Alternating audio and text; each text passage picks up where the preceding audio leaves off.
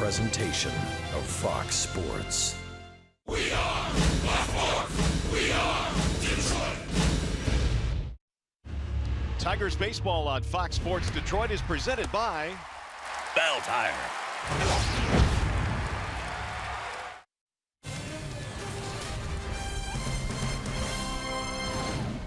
Tonight, the Tigers Roadshow moves to Southern California. We're at Angel Stadium tonight in Orange County for Game 1 in this series, featuring the Detroit Tigers and the Los Angeles Angels. Hi again, everyone, and welcome to Tigers Baseball. Mario and Pemba, Rod Allen, glad to have you with us here tonight for Game 1 of this 4-game weekend series.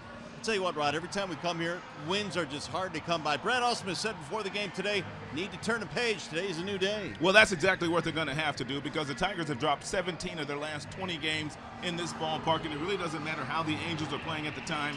They've just owned the Tigers here. Tigers have got to match their intensity and somehow take a series here out west. Here's the good news. Michael Fulmer is on the mound tonight for the Tigers. He's been awfully good. His last start against those A's was really good. It was the best start I've seen this year out of Michael Fulmer. He pitched 8 innings in that particular contest. He had 9 punch-outs. The ball was simply exploding out of his hand. He gave up 2 runs, one of which was earned. The slide piece was on point. He had a great changeup, and his fastball was also an unbelievable pitch that particular night. He'll need all that in this ballpark to beat these Halos. All right, Game 1 just minutes away. Right now, we send you to the Call Sam Studios and Matt Shepard.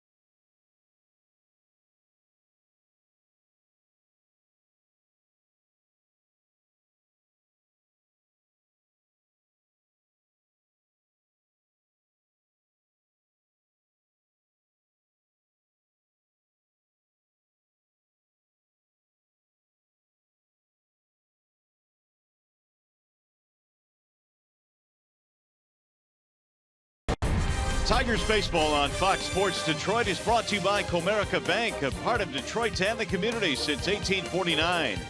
And by Dodge. Test drive a Dodge Challenger or Charger, the Dodge Drive and Discover sales event going on now.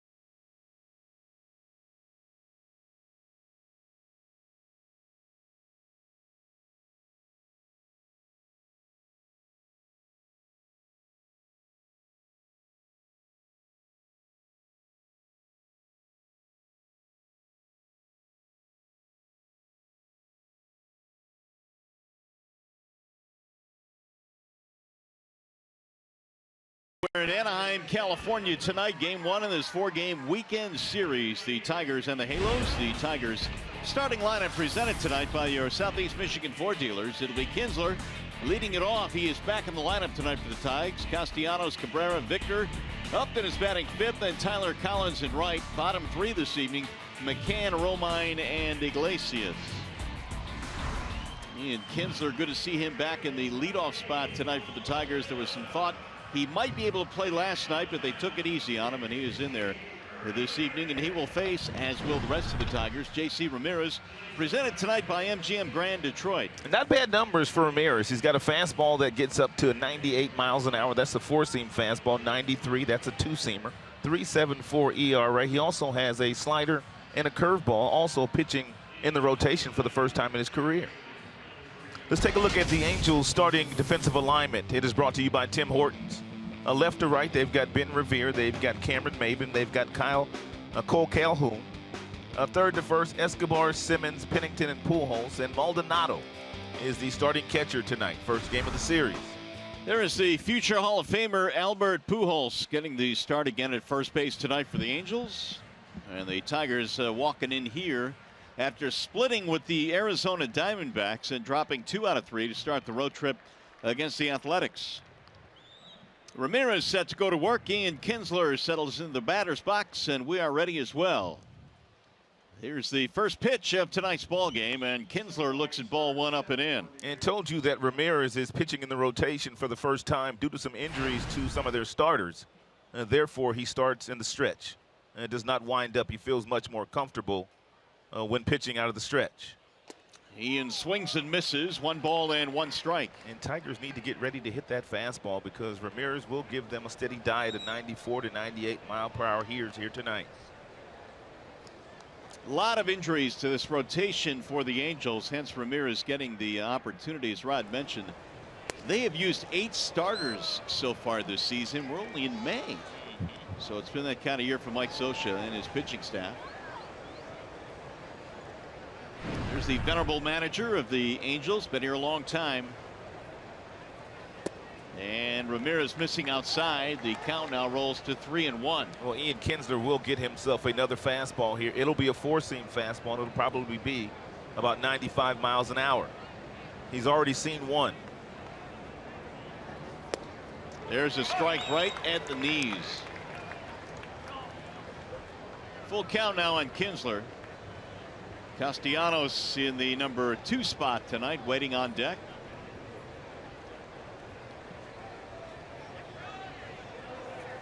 And Ian sends a ground ball up the middle into center field. That'll be a base hit. Kinsler starts it off with a single. Here are the field conditions presented by Ace Hardware and the Scotts Company. 70 degrees at game time here tonight. Sunny all day here in Southern California, and an absolutely gorgeous night. Our first and only trip to the Big A this year. Great weather in Phoenix, great weather in Oakland. I tell you what, this has been a great road trip for the Tigers weather-wise. Yes, it has been. Now they have to somehow salvage a few games here to make that a happy flight home. Here's Castellanos. Because Lord knows the last number of years, those have been some long, quiet flights back to Detroit from here. Boy, have they. The Tigers have lost 17 of the last 20 in this ballpark. Now the Angels have had their number here. Castellanos batting .248. He's hit 3 homers this season. He's also knocked in 21. And Ramirez throws a strike in the inside part of the plate. And big hole on the right side of the infield with Ian Kinsler on first base. Should Castellanos hit something in that direction? No doubt Kinsler, even though that hamstring not quite 100%, but good enough to play, he'll be able to get over the third. The thing about Ian is he goes 100%. I mean, his motor's on high all the time. Well, that's why they really waited to make sure that he was as close to 100% as possible. Line drive into right field, sinking, base hit. Kinsler had to hold up. He'll make it to second base. Back-to-back singles for the Tigers. It's almost like Nicholas saw me draw that arrow up top, hitting the ball in that direction. Another fastball, inside-out swing by Castellanos. Kinsler had to hold up momentarily, not sure whether Calhoun could catch it or not, but able to get into scoring position. So now the Tigers have an early scoring chance here as Miguel Cabrera strolls in. And Miggy cuts and misses 0-1.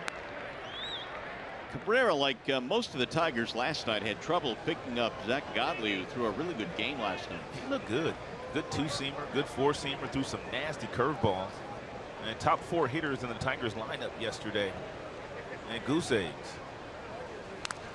Fouled off at home plate, 0-2. Tigers trying to get their full complement of players. J.D. Martinez is getting closer and closer to returning. They got Kinsler back in the lineup tonight. But for Brad Ausmus, and it's kind of been a theme the last couple of years, he never really has been able to play with a full complement of his arsenal here. Now the 0-2. Line foul, back out of play.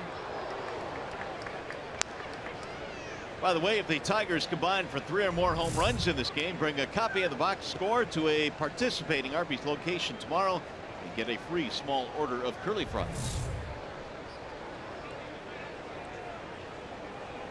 2 on, nobody out, just underway.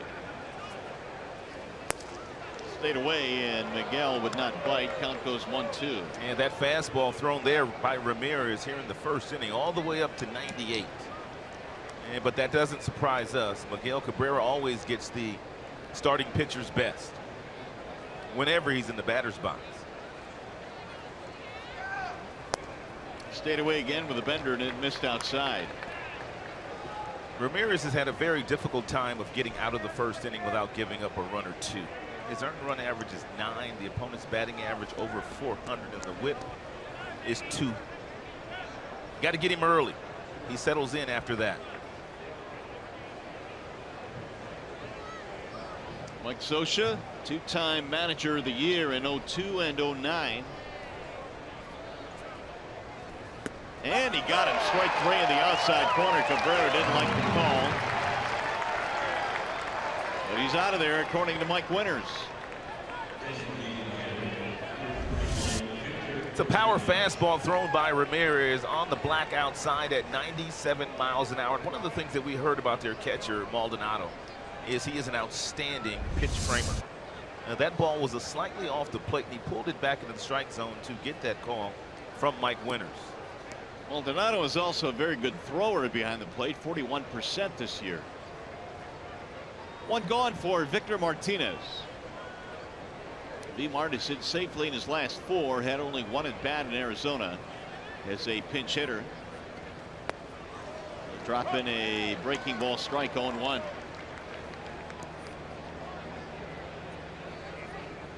V-Mart back in the cleanup slot tonight, 7 for 14 on this road trip. And he was absolutely putting on a clinic in Oakland. And the majority of Victor's hits went the opposite way. And they're playing him to pull on the infield. And Victor, when runners are in scoring position, he will simply hit that ball the opposite way and take the RBI. Popped him up. Shallow left field. The shortstop Simmons being called off by the left fielder Revere. 2 gone.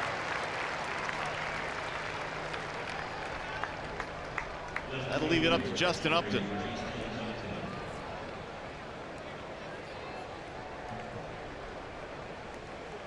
Jay up 4 out of 18 on this road trip for the Tigers.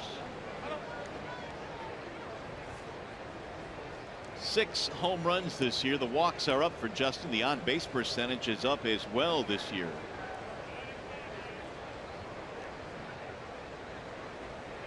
Kinsler and Castellanos started the game with singles. They are standing on the bases now with 2 outs. High fly ball center field. That ball is hit deep. Maben going back to the wall. He looks up and it is gone. A 2-out 3-run shot for Justin Upton.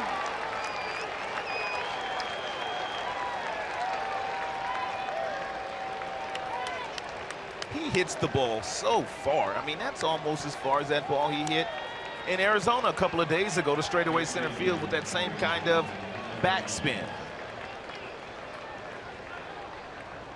Another clutch 2-out hit for the Tigers. This one comes in the first inning. And Upton nothing but handshakes and high fives. 7th of the year for Upton. We gave you the numbers on Ramirez. His earned run average in the first inning is a cool 9. It will go up a tick after that 3-run home run hit by Justin Upton. I don't know what it is by certain guys. They just have a difficult time of getting out of that first frame, and Ramirez is one of those guys. Well, it looked like he would get out when he got Martinez to fly out for the 2nd out of the inning. Tigers have a lethal 3-4-5, and it's about to get even deeper when J.D. Martinez comes back. He jumped on the very first pitch. It's a slide piece that didn't do a whole lot, right in the happy zone of Jay Up, and he took that half swing and hit that ball over the 396 side. Cameron Maybin, the former Tiger, ran out of room.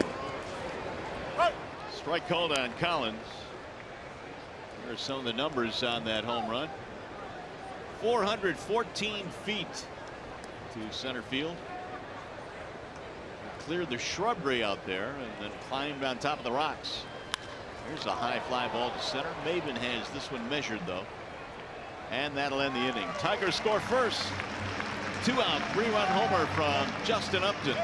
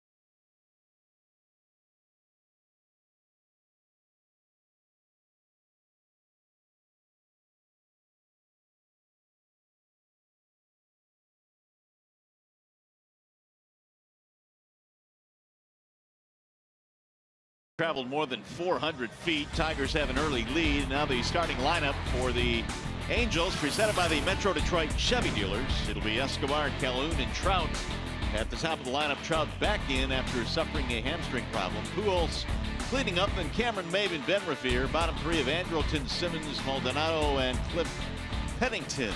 And Michael Fulmer on the hill tonight. And Fulmer is presented by Family Heating, Cooling, and Electrical. And Tigers like their chances every time Michael Fulmer is towing the rubber. You see the numbers, 3-1 with a 2.77 in 6 prior starts.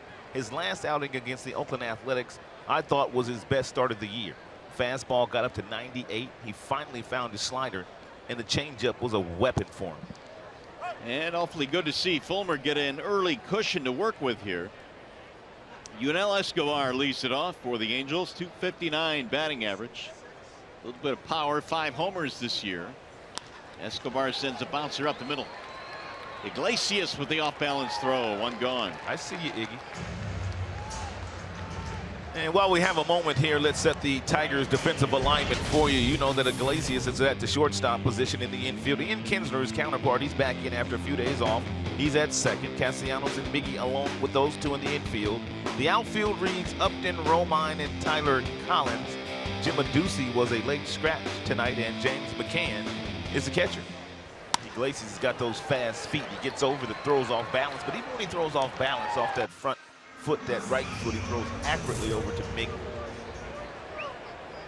Here is Cole Calhoun with 1 out. They play the shift to the right side against Calhoun. 95 from Fulmer. 1 ball and no strikes. .234 for Calhoun. Had a nice season last year, but has slowed down a bit this season. 11 RBIs. Tried to hold up. He went around. A strike called. 1-1. Calhoun's one of those guys that by the end of the night his uniform's going to be all dirty. No doubt. He just he loves to play the game and plays hard. Played collegiately at Arizona State University, Tempe, Arizona. Hard-nosed baseball player. We told you that Fulmer in his last outing finally found his slider. He had been fighting that slider all season long, but finally in that outing against Oakland where he pitched 8 innings and had 9 strikeouts, he had all of his pitches working, really for me, the first time all season.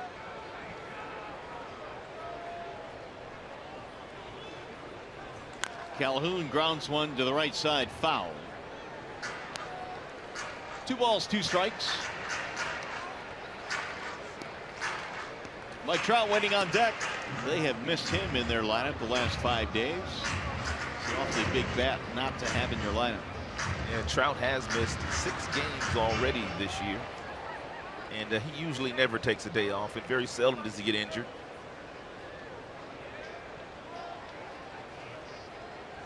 Calhoun swings and misses. Down he goes. Let's take a look at Michael Fulmer when he made a start here last year against Trout. This is our pitch by pitch. He starts him off with a couple of hard changeups, and then he finishes them off with a fastball upstairs that Trout could not lay off of. Next time up, he starts him off with hard fastballs out of the strike zone to begin with, and then he finishes them off with some outstanding sliders. There's a fastball, and now he simply goes to that breaking ball, and he finished him off with one down in the dirt. Trout really had no answers for Michael Fulmer that day in June. Which brings us to the Bernstein advantage. It belongs to Fulmer. 0 for 6 against Michael Fulmer.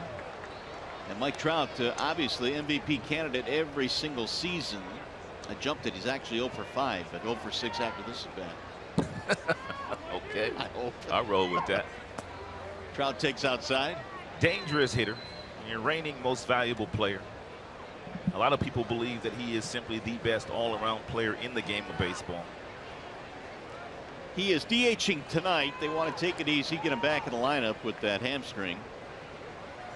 Swing and a miss. And Trout said that what he will do today is keep himself loose because he's not a DH. He's not used to DHing. He will simply ride the bike or do the elliptical machine down in the clubhouse of the Angels to make sure his legs stay loose when he's not batting. Most DHs do that. That'll bounce in 2-2.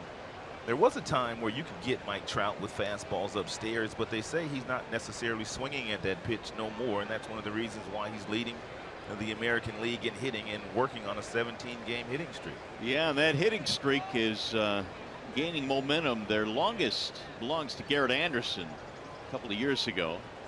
There's a chopper hit to the shortstop on the charge. Iglesias. Nice play, got him by a step. And it's going to be a 1-2-3 inning for Michael Fulmer.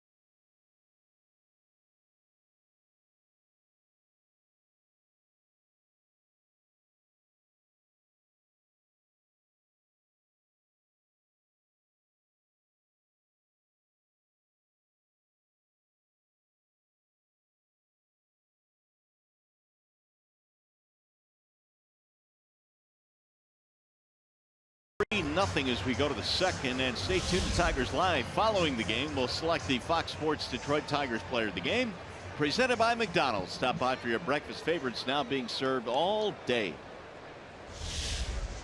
Well, we'll see now if the Tigers can add to their lead. Ramirez back to the hill, facing the bottom three in the Tigers starting nine tonight: McCann, Romine, and Iglesias.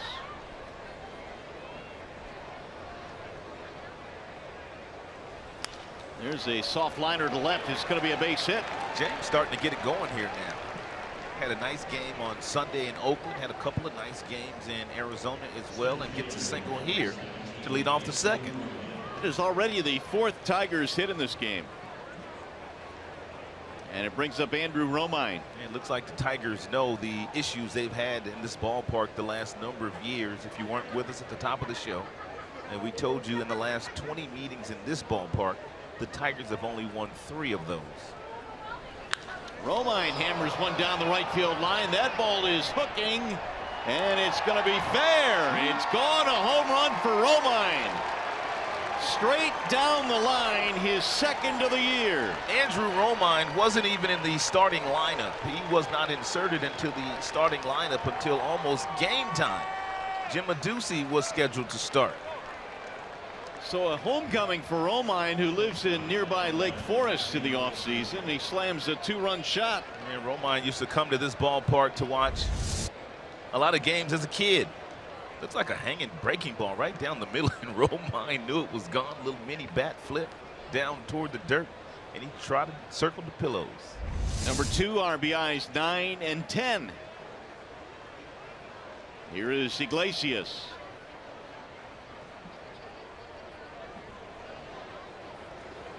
So the Tigers now have 5 runs on 5 hits.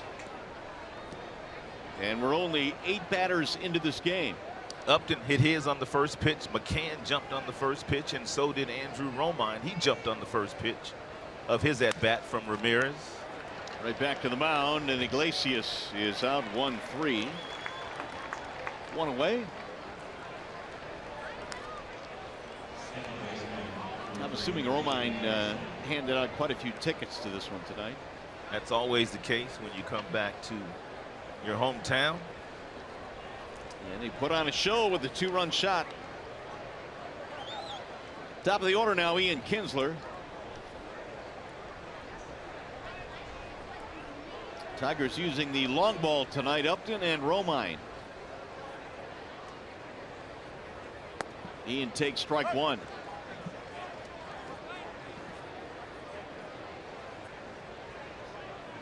Last game that Kinsler played was May 3rd. He'll pull one into left field, out of the reach of Simmons. Another hit for Kinsler. Ian Kinsler hasn't seen live pitching since Oakland last Saturday, but yet, well, last Friday, but yet 2 for 2 today. Well, the Tigers already have 6 hits, and this has been a rough season for the Angels staff. We talked about all the injuries.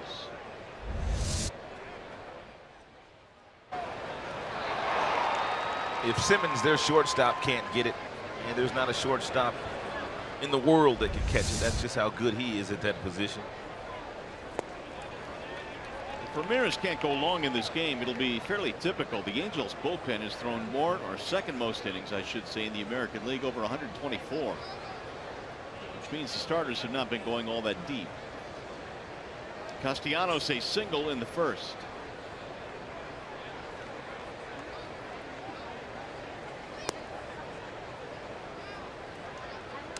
One ball, 1 strike on Nick.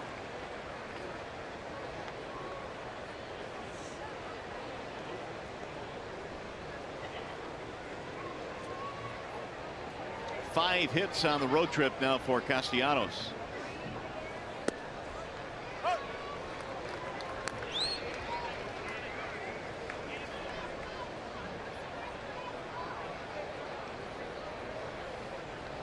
Nick has driven in at least 1 run in 4 of his last 5 games. Did not drive one in last night. In fact, the Tigers had only 1 run in Arizona last night.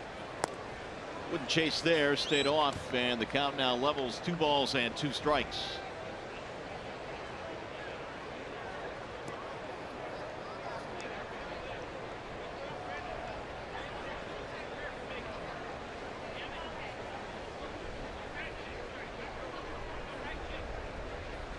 Now Nick will step out. Tigers scored 3 on 3 hits in the first. They've added 2 more here. Home run by Romine.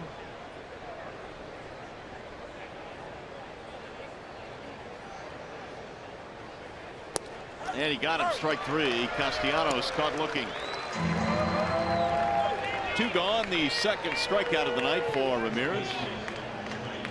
And good slider here thrown by Ramirez. He will throw quite a few sliders while he's out there. Power fastball gets up to 95, but that's a really good slider with some nice depth and located in an area where Nick could not do anything with it.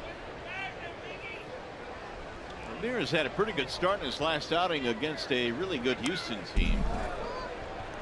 Allowed just 1 earned run in 6 innings, no decision in that game. He struck Miggy out back in the first.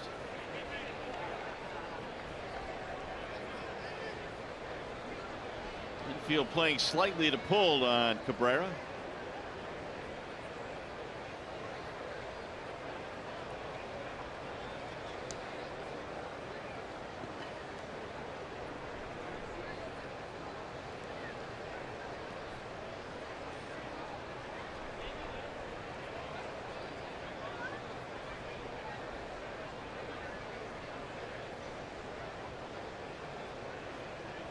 Now Ramirez ready with the 0-1. And Miguel fouls it back out of play. No balls and 2 strikes. And last time Miguel was up, Ramirez struck him out with a 97-mile-per-hour fastball that was on the black outside. Nice job of framing that pitch by their catcher Maldonado, who's known for that.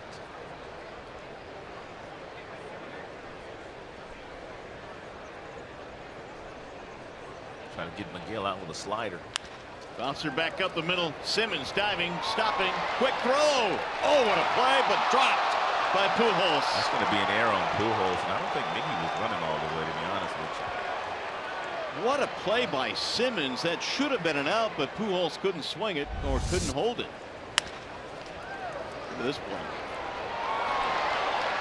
I take that back. Miggy was running. It'll be an error on the first baseman. Simmons does get an assist. 2 on now with 2 outs, and here is Martinez. You have 2 pretty good shortstops in the ballpark tonight. Simmons of the Angels and, of course, Iglesias of the Tigers. 2 of your better shortstops in the sport. Victor flied to left field his first time up. And he skies this one in the air toward left again. Rivera coming over, and that'll end the inning. But the Tigers get 2 more. Andrew Romine back home here in Southern California. 2-run shot. 5-0 Tigers.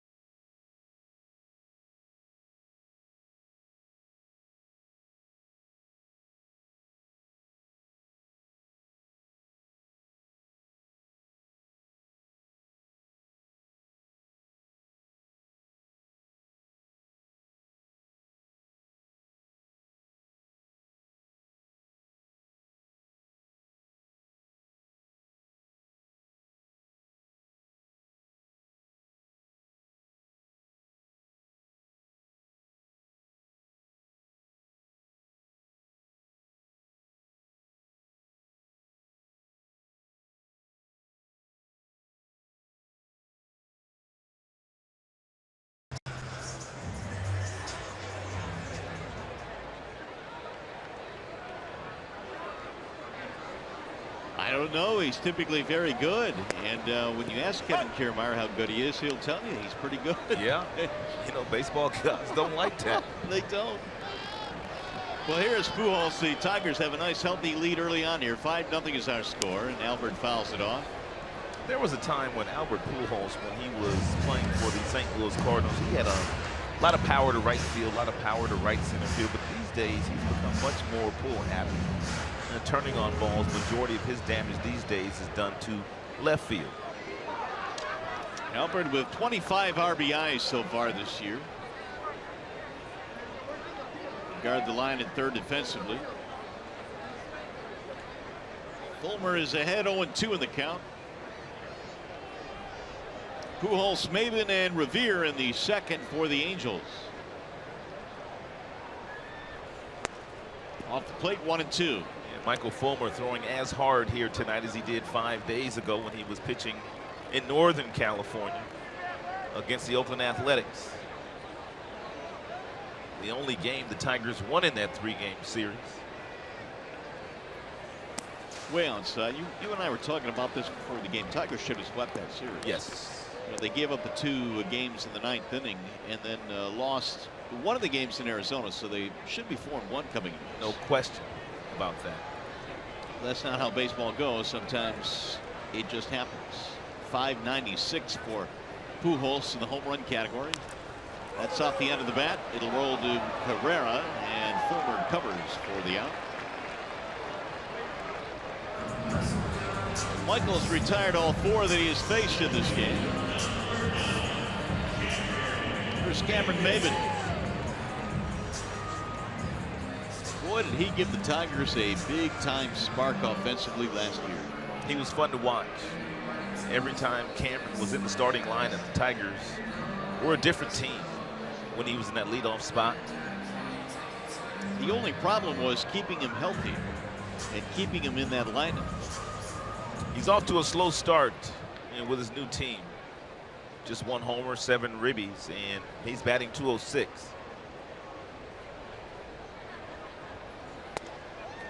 Strike 1 on Maben. .315 last year as a Tiger with 43 RBIs. He also stole 15 bases.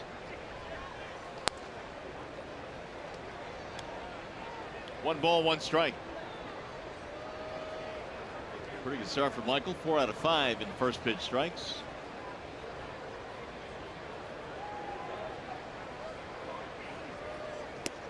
Strike called. Here's the slider that Fulmer found in his last outing. He throws 98 with his heater, but then he comes back with his slider at 88. It looks like a fastball coming out of his hand. And then about the last 5 feet, you see the ball start to inch its way from you, and then you can't hold up your swing. Oh, my See you later. Michael Fulmer, stop. Cameron Maben caught looking, didn't like the call. 2 gone.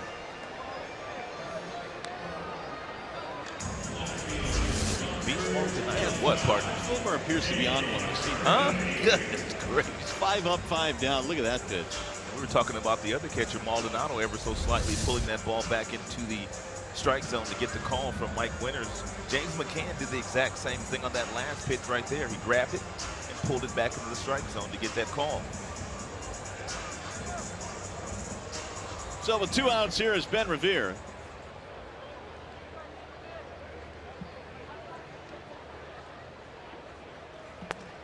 He'll look at a strike 0-1. And Ben Revere's got a lot of speed, and that's why Nicholas Castellanos is on the grass at his third base position.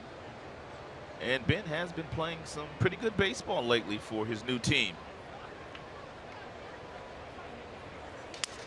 Back up the middle, slowly rolled. Here comes Iglesias. Another spectacular play by Iggy. And a 1-2-3 inning. J-Up will get things started for the Tigers, and the practice never ends for Upton. We'll explain when we come back.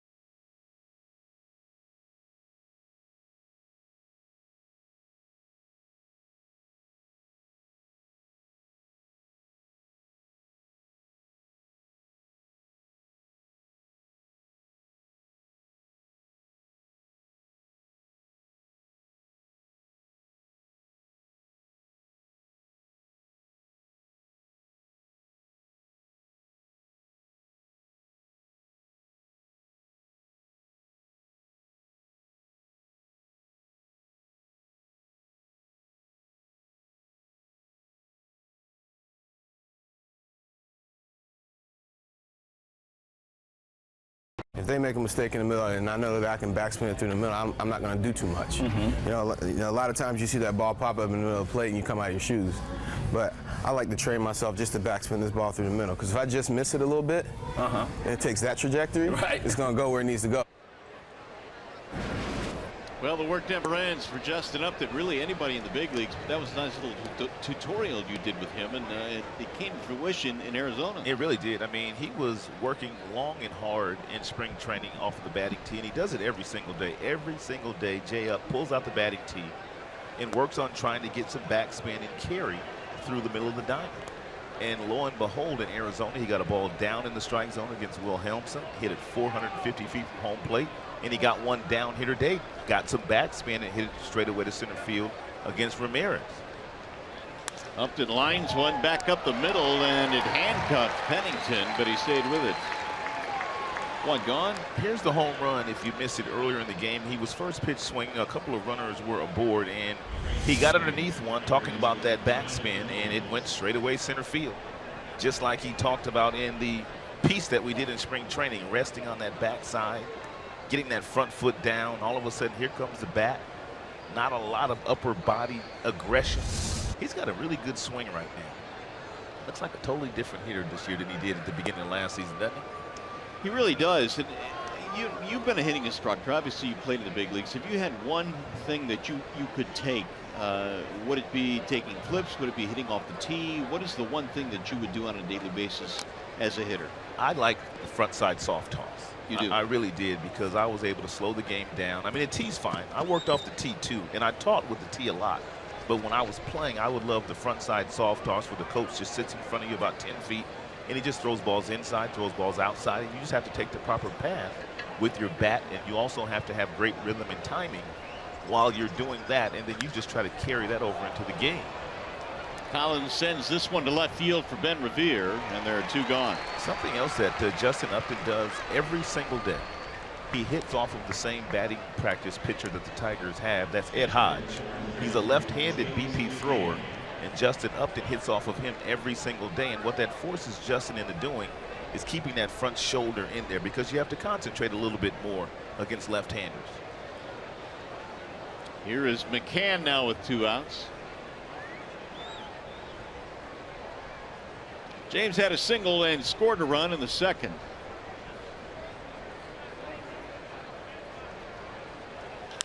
Line drive, base hit the other way. McCann, his second hit of the night. I see you, McCann. Well, his swing's starting to come around. 5 hits on this road trip now. And not only is he going to left field, now he's feeling so comfortable because he's been pulling the ball. They try to go away, and he simply hits one the opposite way. So that's what you call covering the entire baseball field. Nice job there by James McCann.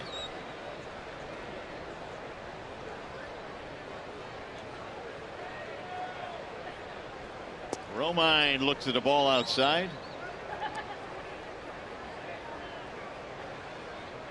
Two-run shot down the right field line for Romine, who began his career in the Angels system, but really has blossomed at the major league level with the Tigers. Tigers gave up Jose Alvarez to get Romine a couple of years back, and Andrew has been a really good utility player for the Tigers, but this year has kind of taken the next step offensively.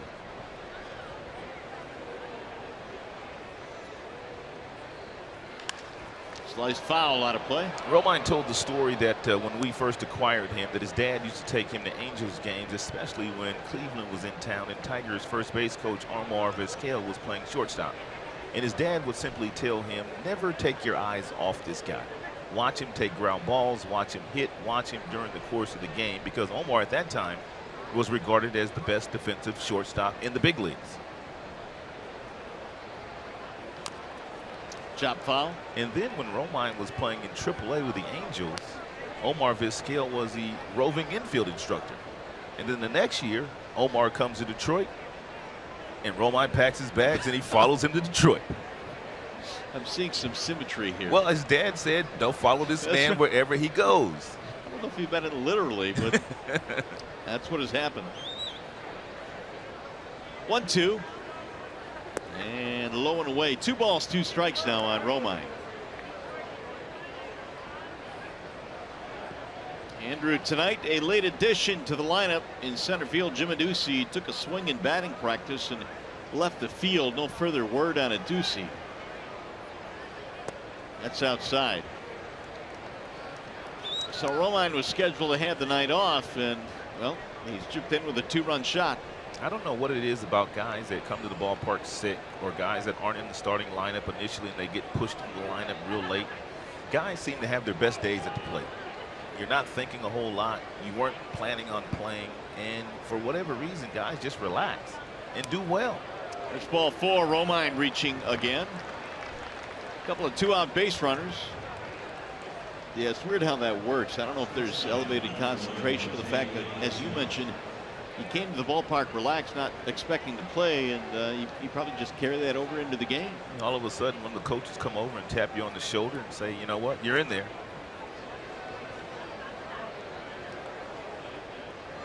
2-out rally here for the Tigers. Here is Jose Iglesias.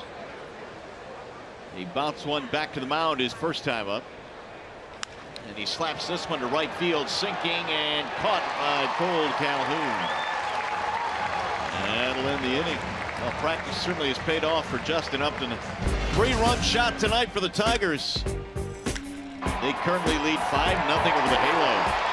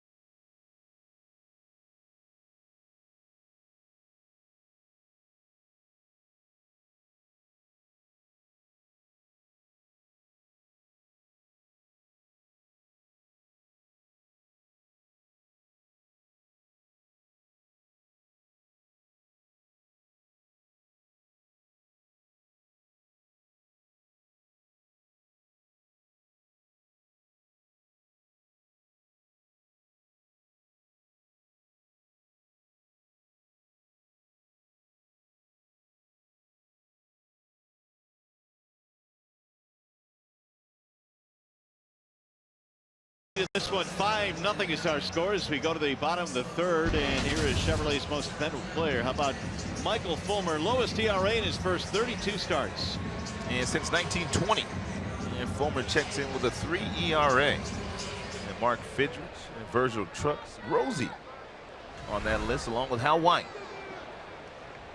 Fulmer back to work, and he'll deliver a strike to Andrelton Simmons. Michael Fulmer, he stands on the furthest part of the side of the first base, on the first base side of that pitching rubber, and boy, can he pound that fastball on the outside black along with the slider. They're going out there again. Little chopper back up the middle. Kinsler gonna barehand and throw him out. The Tigers middle infield is putting on a show tonight. Well, Ian won a Gold Glove last year, and his counterpart, the shortstop, who's giving him some daps right now, he was a finalist for the Gold Glove. He comes in, doesn't use the glove, bare hands, throws all in one motion, and throws a strike to get Simmons. It's a nice concentration play by the all-star second baseman. Good to see him back in there, too. Well, he gives you not only the bat, but the glove as well. Here is Martin Maldonado, 25 now, and mostly strikes for Fulmer. And Maldonado looks at a dart in for a strike at 96.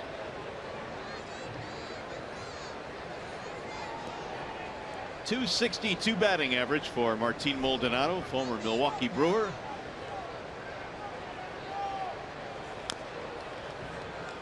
Getting word now on Jim Adducci. He was scratched with a right oblique injury. And that happened during batting practice tonight. We're hopeful of having an update after the game is done, so the fellas will have it on Tigers Live postgame, so stay tuned for that. I hope that's not too serious. Just off the plate. 1 ball and 2 strikes. Pennington waiting on deck. So far 7 straight retired by the right-hander Fulmer.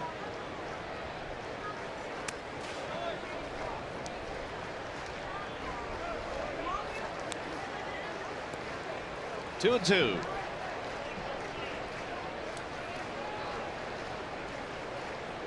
Maldonado was originally drafted by the Angels, has come full circle now, rejoining Los Angeles. Swing and a miss. Out on strikes. 3rd strikeout now for Fulmer. The Tigers host the Texas Rangers on Saturday, May 20th, 7:15 p.m. Former Tiger catcher Ivan Pudge Rodriguez will take part in a pregame Q&A session. 5:45 p.m. at the Big Cat Court. It's part of the Alumni Saturdays. Tickets can be had at tigers.com or 866-66-TIGER.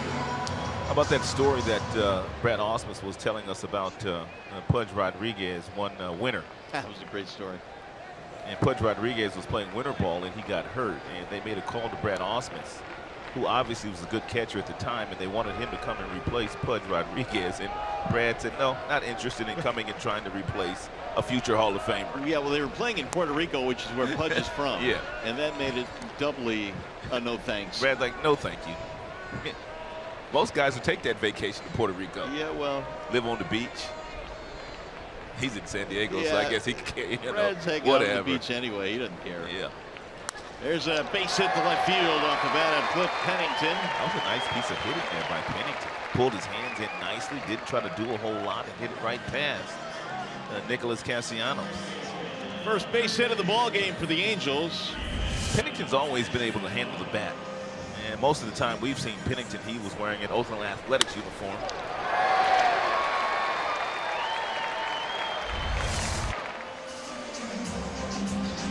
Here is Yunel Escobar.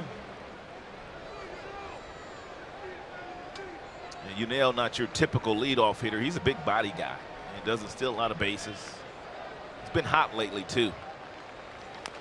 Bouncer toward third base, foul. Shortstop by trade. Many thought he would outgrow the shortstop position anyway. Now he is playing third base. Well, he had 5 home runs all of last year. He has 5 already this year. Atlanta, Toronto, Tampa, the stops for Escobar. Yeah, he's worn a lot of uniforms.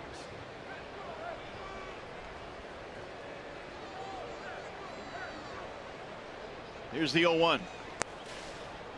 I was telling you a story last half inning regarding Andrew Romine and his relationship with Omar Vizquel. The Toronto Blue Jays one year signed Omar Vizquel when Escobar was a really young player playing shortstop for them, and the reason why they signed Omar is they wanted him to tutor Escobar. Escobar was very young at that particular time and immature, and they brought Omar in to kind of help him along.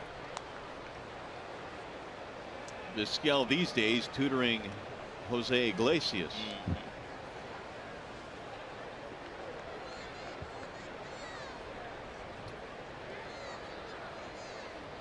One ball and 1 strike on Yunel Escobar. Pennington draws another throw. Tigers already have out hit the Angels 7-1. They've hit a couple of home runs in support of Michael Fulmer tonight, who appears to have his ace stuff on the mound.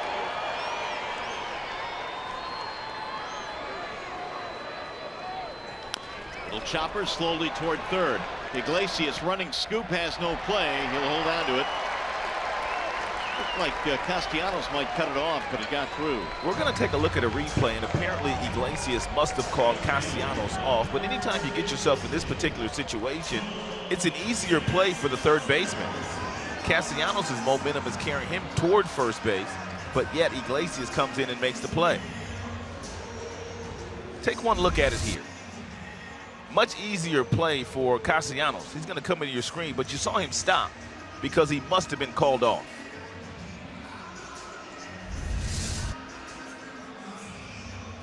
So that'll put 2 men on now with 2 outs, and Cole Calhoun will stand in. The second hit for the Angels. Calhoun struck out in his only at bat, and they have him play to pull.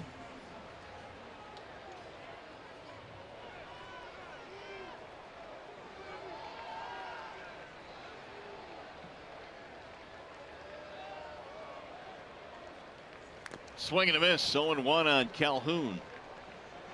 So far, Fulmer 3 strikeouts in this ball game.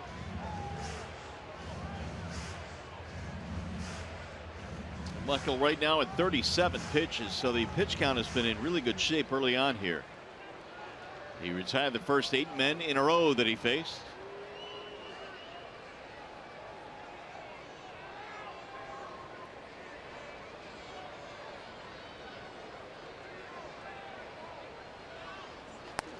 Ball high. Fulmer has been dominant this year against left-handed batters. Coming into play, left-handers hitting only 154 against Michael Fulmer, 14 for 91.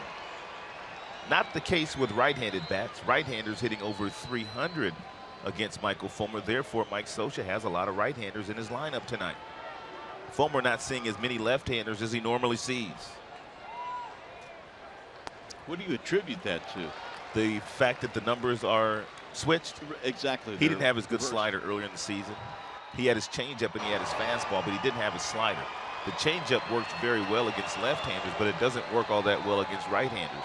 But now that he's got that slider working, the numbers against right-handed bats should start to go down. And we've already seen that in his last couple of outings.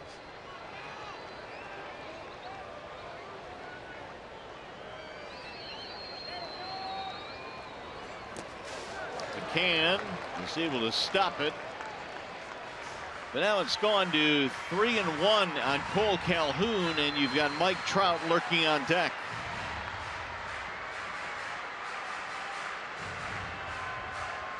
And regardless of the fact that the Tigers have a 5-run lead, you know it's going to be a game here because the Angels always play the Tigers difficult in this ballpark.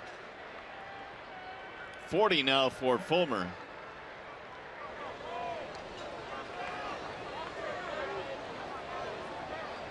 Here's the 3-1. In there, a strike call, 3-2. Calhoun's body language thought that the ball was a little low. So they will start the runners here with 2 outs.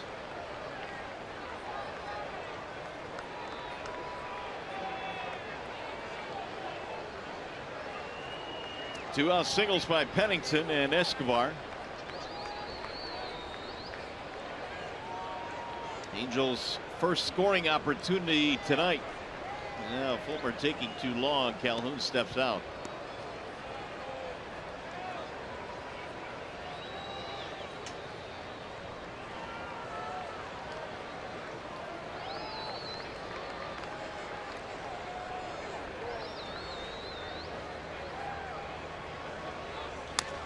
Bounce foul. Fulmer had 9 strikeouts in his last start against the Athletics, a season high for Michael. Also a season high in innings pitched with 8. Bob Melvin, the manager of the Oakland Athletics, told me point blank the next day, while his team was hitting batting practice, that was the best pitched game he had seen so far this year. The gym that Fulmer twirled against his squad.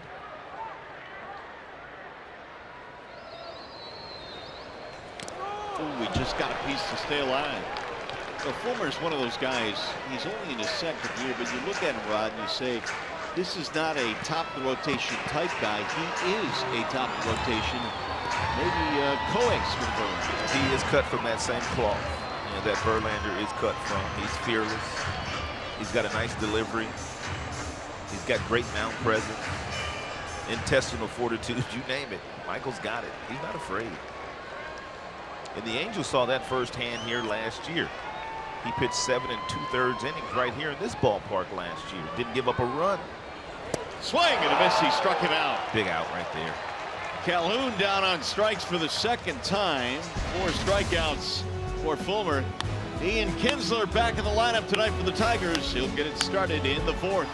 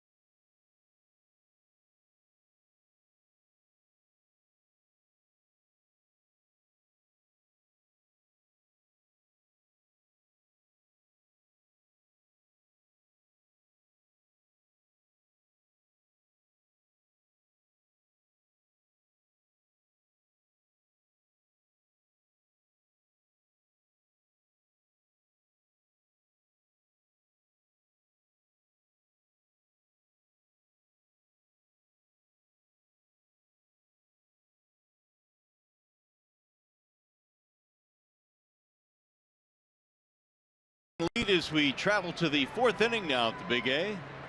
Tigers starting a 4-game weekend series here in a place that they've had very little, if any, success over the last couple of years. Ian Kinsler missed about 5 games, but he's 2 for 2, and he's already scored 2 runs after not taking any live batting practice for a week. Ian, a single in the first, a single in the second, a run scored. He did admit before the game today that it was awfully difficult for him to sit in the dugout and watch these games and not be able to help out. Well, since he's put on a Tigers uniform in the 3 years, he's missed a combined 20 games. So Ian Kinsler doesn't really take days off. And those 20 games, about 10 of them were planned days off. Ramirez throws a strike and the count is 0-2. Castellanos and then Cabrera to follow. Huge strikeout of Cole Calhoun to end that frame by Michael Fulmer, because you did not want to see Mike Trout come to the plate with the bases loaded.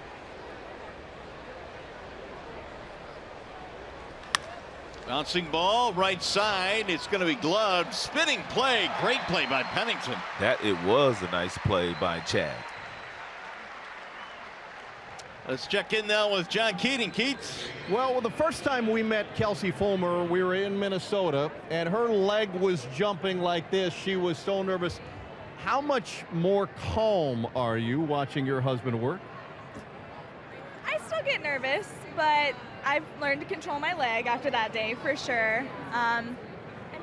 He's a great guy, and he's great at pitching, but you still get nervous for him, you know? He's so calm. What's he like on a game day? Any different? Super calm, super chill. I have to tell myself to calm down. I get nervous for him more than he gets nervous, for sure. Now, you told us a couple of weeks ago that one of the things we needed to know about him is that he's a mathlete. Yes. I'm guessing he was less than thrilled when he found out that everybody now knows he was a mathlete. I mean, he acted like he was upset, but secretly he's really proud of it. I know he is. When do you know it's going to be a really good night for your husband on the mound? Do you have the sense as you watch him work whether he's got it on that particular night? I say yeah. I mean, the first inning's also always like a good indication, and tonight he did awesome. So it's going to be a great night for sure. He hasn't allowed anything yet. All right, Mario, she's less than thrilled, and she's a good soul to be sitting next to me for this long. Well, she is. Tell her we agree with you, John, in that she's got to feel pretty comfortable, as she said, right, about how things are going so far tonight. It's Yeah, he got out of that jam there in the third inning. He looks good. You're the best. Castellanos, the batter, single and a strikeout. 5-0. Tigers have the lead. And Nick rolls one toward third. It's a foul ball. I owe Cliff Pennington an apology after he made that fine grab on the ground ball off of the bat of Ian Kinsler. I called him Chad. That's all right. It's all good. Chad was a quarterback. But it's Cliff. It's Cliff. Pennington. Cliff Pennington.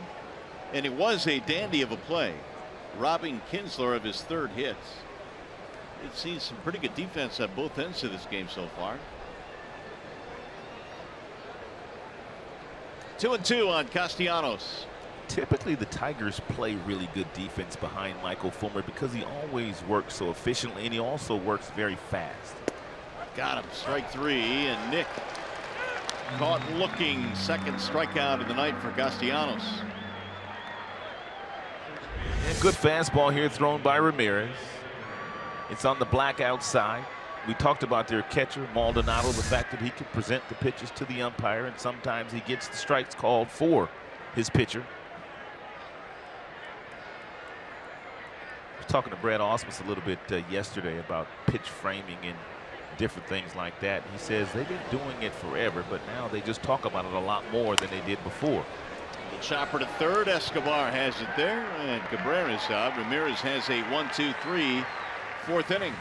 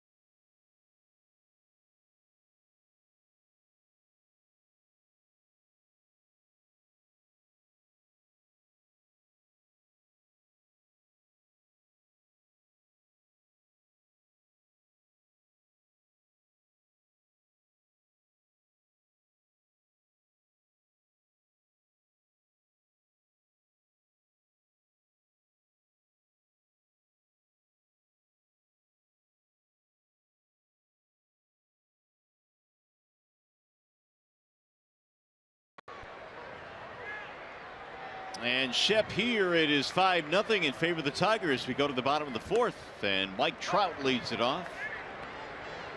Trout, then Pujols, and then Maben facing Michael Fulmer, who has surrendered 2 singles, one of them of the infield variety, and that's it. He got Trout to ground out his first time up. Right back up the middle. Kinsler, nice play, quick throw, got him. What a play by Kinsler. I mean, this is unbelievable what the Tigers' middle infield has done tonight. I mean, he grabbed that ball backhanded, and he threw all in one motion with one of your faster base runners running down the line in Mike Trout, and he got him by a step. What a play. Iglesias and Ian Kinsler are putting on a clinic so far here tonight. It has been showtime for sure. Now the shift is coming out for Pujols. It's about as drastic of a shift we have seen the Tigers play against a hitter this year. Well, he's much more pull hitter these days. And 6-7 years ago, they would have never played Pujols like this. And because he had as much power the opposite way as Miguel Cabrera has the opposite way. But these days, lots of ground balls to the shortstop, lots of balls hit in the left field.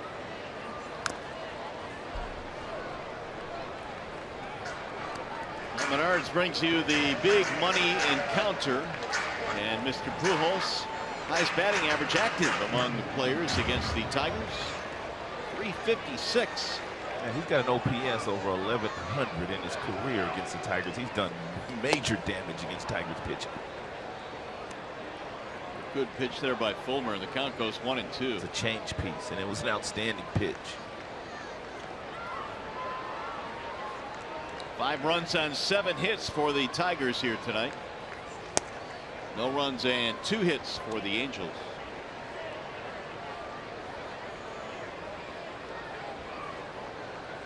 Pujols last year, 31 home runs, 119 RBIs. Little chopper to the shortstop. Iglesias to the grass. Has time. Throws him out. 2 gone. Let's take a look at the Tigers flashing that lefter here today. It started with Jose Iglesias ranging to his left, throwing off that right foot accurately over to Miguel Cabrera.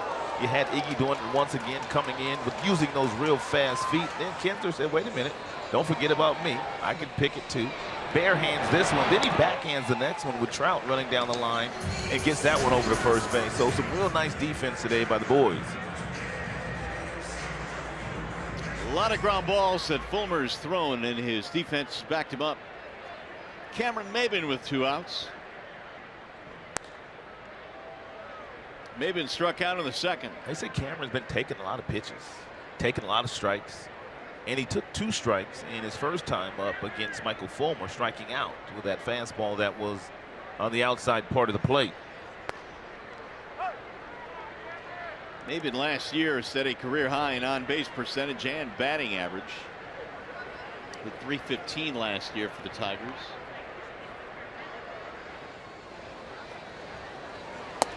Ball high. Had an on-base percentage of 383, and it seemed like he was on base 2 or 3 times every night. He performed very well for the Tigers last year. There's no doubt about that in that leadoff spot. On the outside corner, Maybin didn't like it. He's just taken everything. He has not swung the bat yet. He has taken 4 strikes so far and has not pulled the bat off his shoulder. As a matter of fact, Cameron was struggling so much in spring training. Wally Joyner, of course, wore the Angels uniform for a while and was in spring training. He was working with Cameron Maybin. Of course, Wally Joyner was the Tigers hitting instructor last year, while Cameron Maybin had his best year as a pro.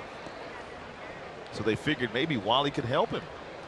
Here are the numbers that Maybin put up last year. 315, knocked in 43. Maybin sends one foul down the right field line. The Angels have had only 1 ball hit out of the infield, and that was the single that Pennington had. Everything else has been a ground ball up the middle or a strikeout.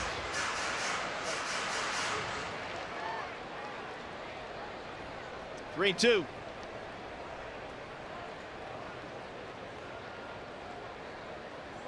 And he walked in, ball 4. A 2-out walk for Maybin. The first walk of the night issued by Fulmer. Here's Ben Revere. Maybin stole some bases for the Tigers last year, 15 of them, but they're down 5-0 in this game. Revere hit a ground ball to Iglesias, who turned in one of his nice plays.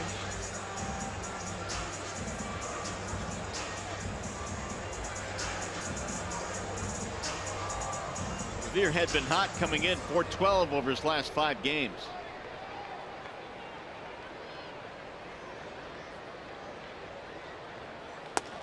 Strike 1. Beer thought it might have been a little bit in tight. Mike Winters gave Fulmer the call.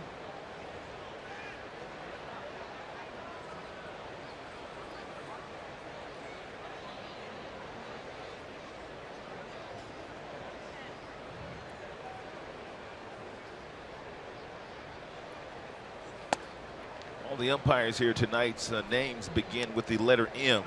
You've got Mike, you got a couple of Mikes, you got a Mark, and you got a Marty. You would notice that. Mike Winters, Mark Wegner, Mike Malinsky, and Marty Foster. Right. The M&M brothers. M&M and M&M. A little bit outside, and the count now is in the favor of Revere.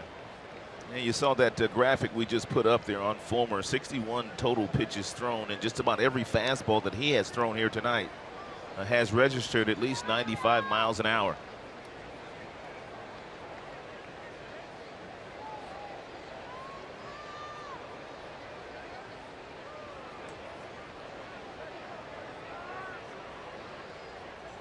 Ground ball to short. Iglesias, Kinsler covers. Another ground ball out for Michael Fulmer. He's been fantastic through 4.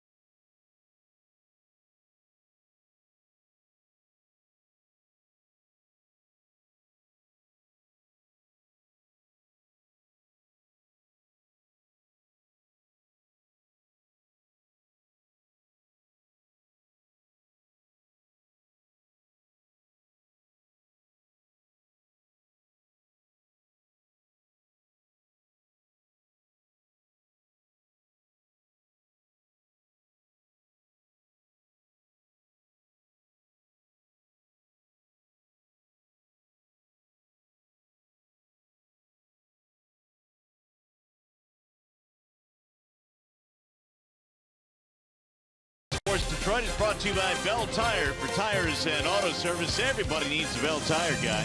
And by Chevrolet, the most awarded car company 3 years in a row. Nice night here in Southern California. 70 degrees was our game time temp. And the Tigers brought out the bats early. They scored 5 big ones against the starter Ramirez. And Victor has popped up a couple of times to left field here already tonight. And usually Victor's the type of hitter that will make an adjustment after popping up a couple of times. Let's see if he gets on top of something and hits a line drive. 18 RBI this season for Victor.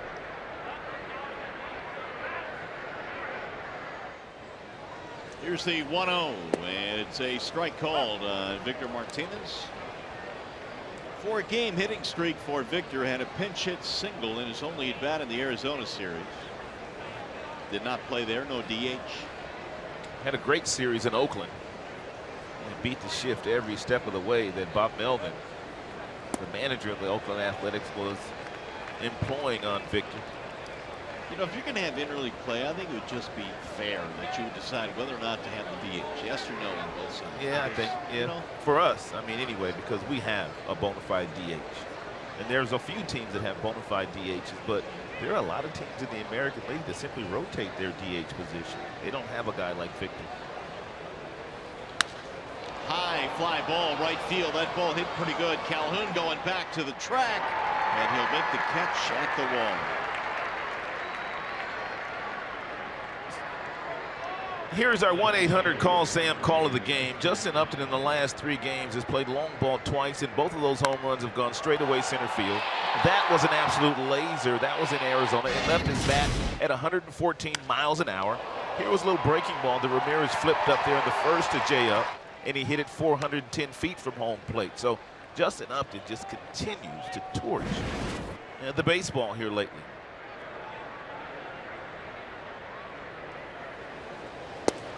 Upton lined out in his last at bat. I just love the way that he's using the entire field now. Justin Upton used to be a dead pull hitter, and he still will get out in front of some stuff, but it's very refreshing to see him hit the ball to center field as he has the last couple of times he's played long ball. 2-0. He's going to get himself a nice fastball to hit here again. Maybe. That's what he should be looking for. Now, whether Ramirez will throw it or not remains to be seen.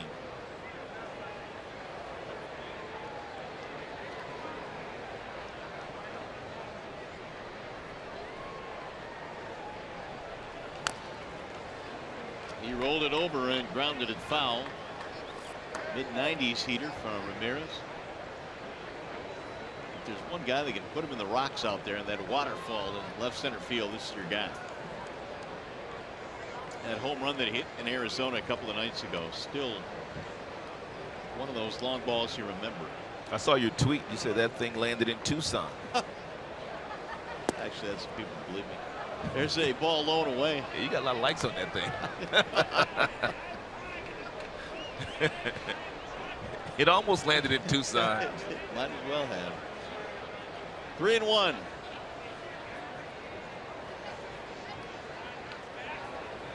And a strike called on the inside part of the plate. It's a good pitch by Ramirez. And 3-1 to a dangerous fastball hitter, so he doesn't give in to Justin. He throws him an 88-mile-per-hour slider. That was a good pitch.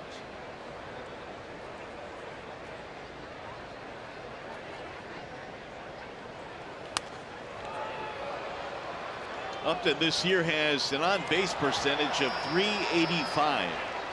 He's already walked a bunch this year.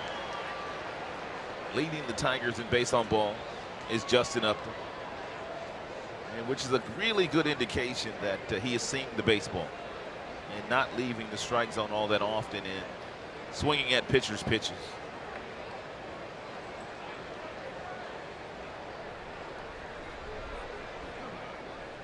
Swing and a miss. We'll go down on strikes that time. 4th strikeout of the ball game now for J.C. Ramirez.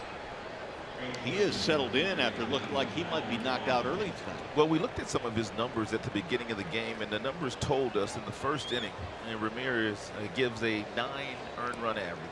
But the innings after that, he's out there, his ERA is under 3. So, and Tigers knew they had to get him early, and they did that. Tyler Collins now. He's got a couple of fly ball outs, 0 for 2, and he looks at a strike.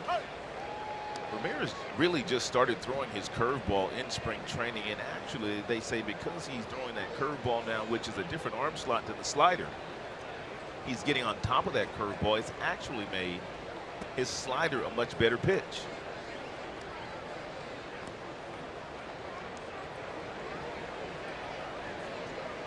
A lot of times you'll hear pitching coaches say that if you throw both the slider and the curveball, neither one of them you can master. And that you should throw either or.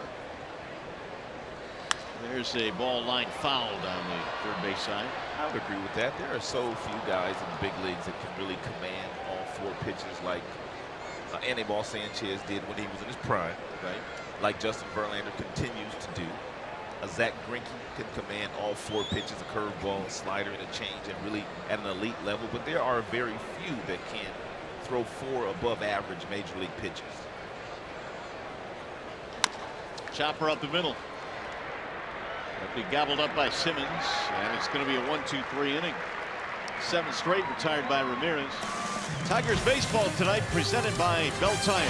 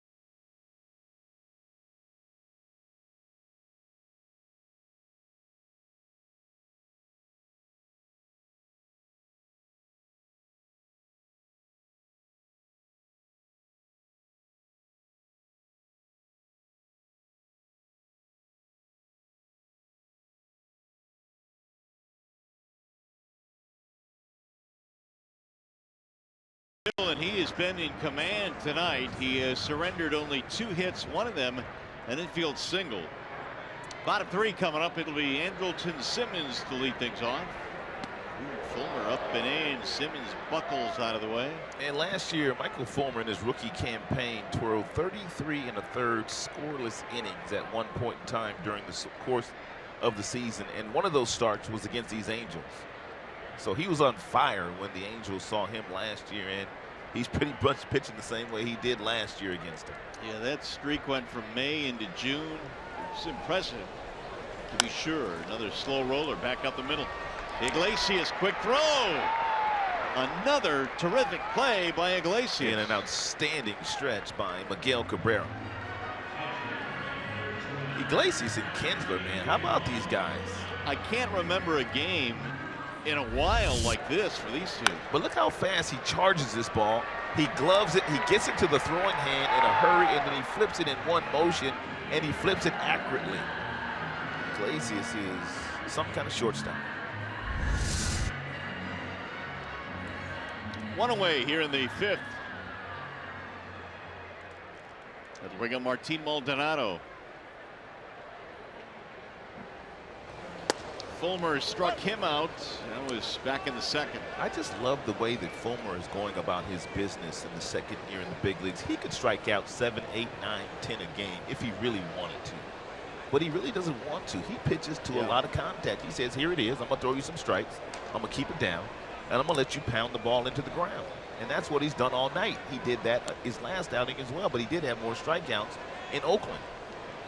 I love that attitude, too, because that will allow you to stay in the game a whole lot longer. And managers love when they know when they can send a guy out to the mound that their bullpen might have a night off or at least be lightly used. 2 balls, 1 strike on Maldonado. And so far, he's been able to paint that fastball and that slider on the outside black. He really hasn't used his changeup all that much because Mike Scioscia does not have many left-handers in the lineup tonight, so he doesn't really need it. Ooh. That's filthy, boy. 95 with that kind of tilt on it. Come on now. Oh my goodness. 2-2 on Martin Maldonado. Pennington waiting on deck. Swing and a miss. Michael Fulmer. 2 gone. We check in now with John Keats. He's got a special friend of his, little buddy of his that showed up at the ballpark tonight, Keats. Yeah, all right, Mario, thank you. When you're an Academy Award winner, you get the rock star seating right above the Tigers dugout here with J.K. Simmons, who we chatted with on the pregame show. And for all of your accolades, we neglected to mention that you voiced the New Day in Detroit, our spectacular look at everything happening in Detroit, in Little Caesars Arena. We reached out to you. You have expressed to me that that was great fun for you, sort of a passion project, if you will. Yeah, absolutely. It was a real honor to be a part of, and I learned a lot watching the whole thing once it was put together, and what a great job the Ilitch family has done. And it became that much better because of your involvement in it. All right, when we visited with you on the pregame show, you said, all right, I will talk to you during the game if things are going well. We're up 5-0. You okay with this? Yeah. Fulmer's doing his JV impression, and hopefully he'll keep his pitch count in order and go 7, and, fingers crossed. All right, speaking of JV, we got some video of you chatting with the Tigers ace. That was kind of cool for you as it was cool for him, wasn't it? It's been very cool. That's honestly the coolest thing about being all famous and stuff now is getting a chance to chat with you guys and get down on the field with the players and get to know some of the guys a little bit. Meeting Jim Leland a few years ago was a big highlight. For all of the people that you know, you were just sharing something about Leland. Tell the folks that story. Well, yeah, I said, and this is 100% true. I've worked with Brad Pitt, Tom Hanks, Clooney, big movie stars. I think meeting Jim Leland was probably the most nervous I've been meeting a hero of mine. And wherever Jim Leland is watching right now, he's chuckling at that story. Congrats on the WBC. There you go. All right. It's all inclusive from J.K. Simmons, guys. All right, Keats, thanks very much. And I'll tell you what, when you get movie stars that come to the ballpark or actors, the first thing they say is they want to meet the ball players. They want to be the ball players and vice versa. Yeah, and the actors want to be ball players and the ball players want to be actors. But J.K. Simmons extremely talented. So I guess Keating's just going to hang out there all night now in the front row. Look at him. I mean, Keating's out there with his peeps, man, cheesing, grinning from ear to ear. Oh, man. Keating's in his glory. You got J.K. on speed dial. Check him out. He's going to take some selfies in a minute. Attaboy, Keats. What did he say? I don't know, but she's all flummoxed. Oh, Jonathan. He's working his magic down there. There's the ball inside of Pennington. This has turned into a pretty good at bat here for Pennington. 2 out, nobody on in the 5th.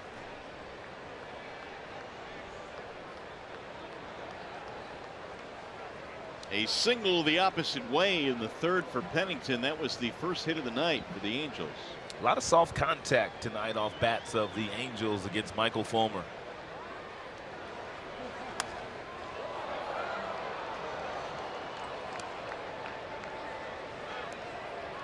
The count stays. New day in Detroit. Will be re-airing tonight after Tigers Live postgame. There's the new Little Caesars Arena, the centerpiece. Check it out, narrated by J.K. Simmons. And Pennington draws himself a 2-out walk. Be able to see it again tonight after Tigers Live, and tomorrow at 9 a.m. and then again at 7:30 p.m. So if you haven't seen A New Day in Detroit yet, we invite you and urge you to watch it. I mean, it was absolutely well done, and that man's voice right there, J.K. Simmons, is just perfect for it. J.K. from Grosse Pointe. You will not recognize downtown Detroit in the next 3 or 4 years. It's going to be unbelievable and a great place to go and visit. There's a ball low and away. Well, the restaurants, the hotels that'll be coming to town. The neighborhoods. The neighborhoods, yeah. A serious facelift for the Motor City. Escobar, the batter here, with 2 outs and a man aboard.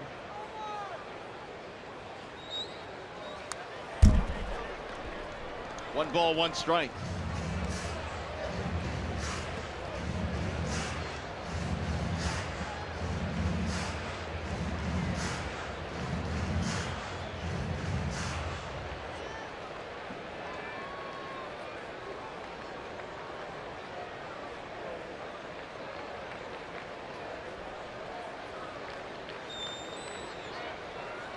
Up and in.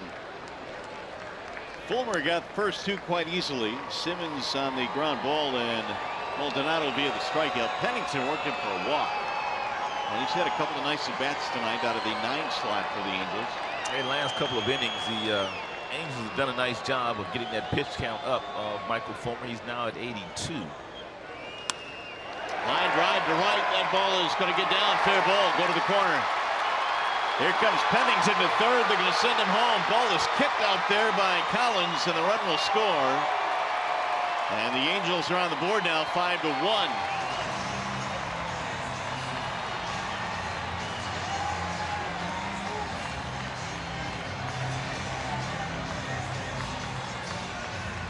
And 2-1 count here, and a fastball sliced the opposite way by Yunel Escobar. Collins was charging aggressively, and he slipped once he got there. And once he slipped, the ball trickled off his glove, and that allowed Pennington to score.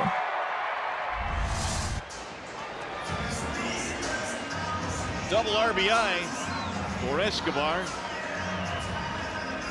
First run of the ball game for the Angels, 5-1.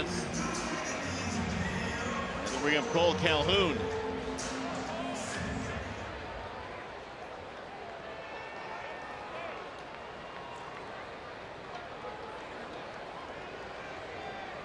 Swing and a miss, 0-1.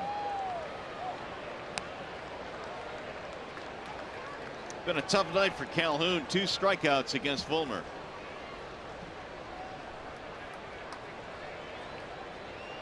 Third hit of the ball game for the Angels.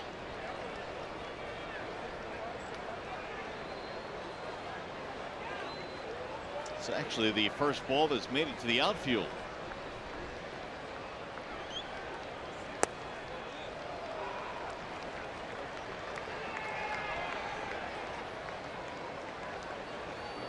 Tigers built a 5-0 lead on a 3-run homer by Upton in the first, a 2-run shot by Romine in the second. Fulmer started this game by retiring the first 8 consecutive hitters.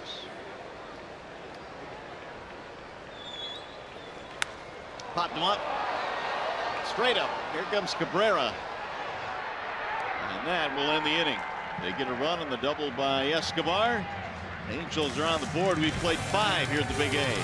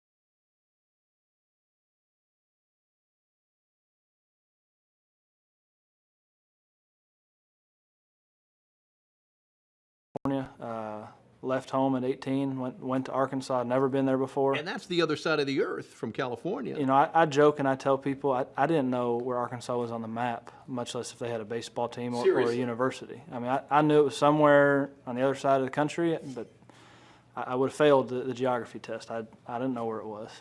And I fell in love with it there. So much so that that's where my off-season home is. The Southern California kid, James McCann, ends up at Arkansas, and now the AARP getting to know James McCann and heard about the story and how he ended up with the Razorbacks. Born in Santa Barbara, California, and became a Razorback, played baseball there, and now, of course, made his way to the big leagues with the Tigers. It's a good move for James. Good program in Arkansas. I've always liked the kids that leave home, to be perfectly honest with you. I think a lot of kids that like to stay home and go to college, you still have the influence of all your friends that are there all the time, and you just don't focus and concentrate as much as you should. I love the kids that leave home, leave state. They really grow up a lot faster than the kids that stay in state. Well, especially when you're talking about athletes that have so much to juggle, you really have a lot to concentrate on. And I mean, all your friends are on your coattail. They want to come to all your games. They want all the tickets. And let's just face it, some of your friends might not be good characters that you grow up with. I know I had a couple of sketchy friends. Did you now? I did. I mean, I had a couple cats, you know, that my mom didn't necessarily like me hanging out with. You know, but I did. Did they have great nicknames? No, it's just the way it is, though, you know. Like Knuckles? No, none of those. None of those. But my mom, you know, she would say, why are you hanging out with him? I'm like, Mom, he's my friend. Because I want to. You know, but parents know, you know. They do. It is McCann, Romine, and Iglesias here in the sixth. Tigers lead 5-1. They've out hit them 7-3. And McCann shoots one to second on one hop Pennington. One away. Time for a game break now with Matt Shepard.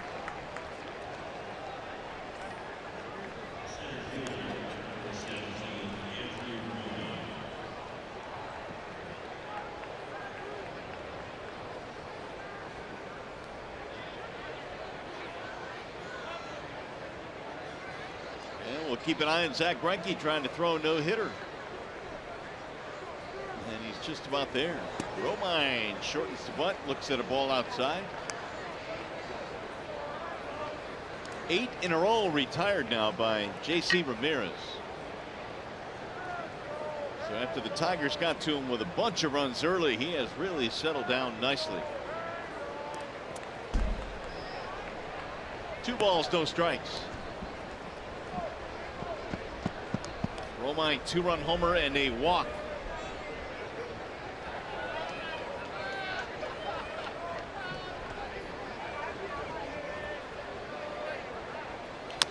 Bouncing ball foul down the first base line.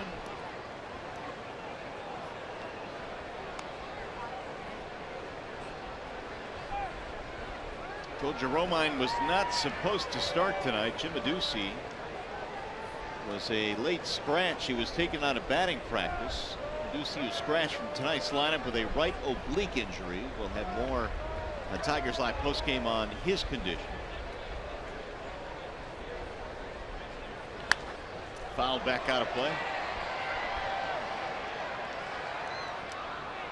So as the Tigers get a little bit closer to getting JD Martinez back, Adduci now had to leave the field tonight with that oblique injury.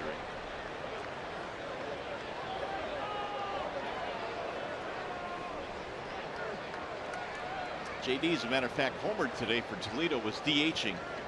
I know the general manager, Al Avila, and the last few days, not the last couple of days, but before that, he was watching JD Martinez in the minor leagues. The ball rolled to Simmons. 2 gone. While he was rehabbing.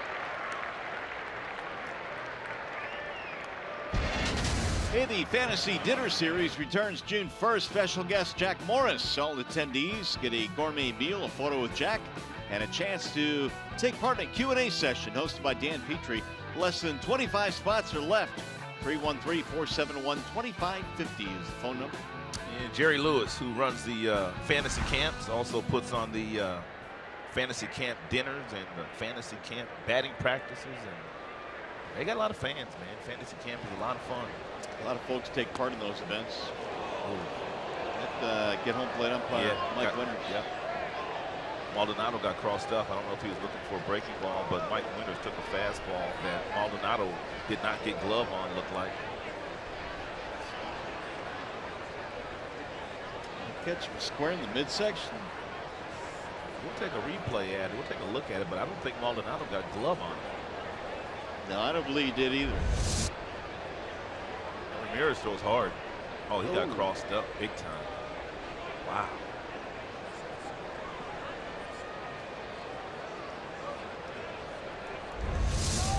How do you get crossed up with nobody on second base? Really good question. Usually you see guys get crossed up when there's a runner on second base and you have catchers going with multiple signs, but it's not usual that someone will get crossed up when there's nobody out on second base. Iglesias is 0 for 2. Lined out to the right fielder in his last at bat. We are learning that Polanco has just homered on an 0-2 pitch against Zach Greinke, and the no-hitter is over.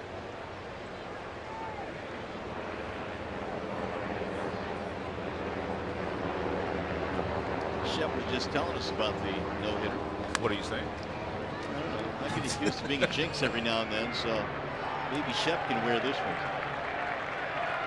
Well, you know, Greinke was supposed to pitch against us while we were there, right? So he ducked us for a day, so yeah, maybe that has something to do with it.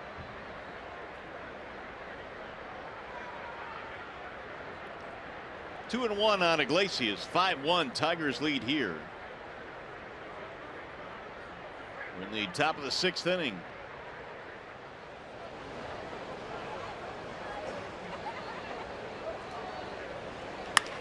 Line drive right at the second baseman Pennington. Second hard hit ball for Iglesias tonight. Nothing to show for it.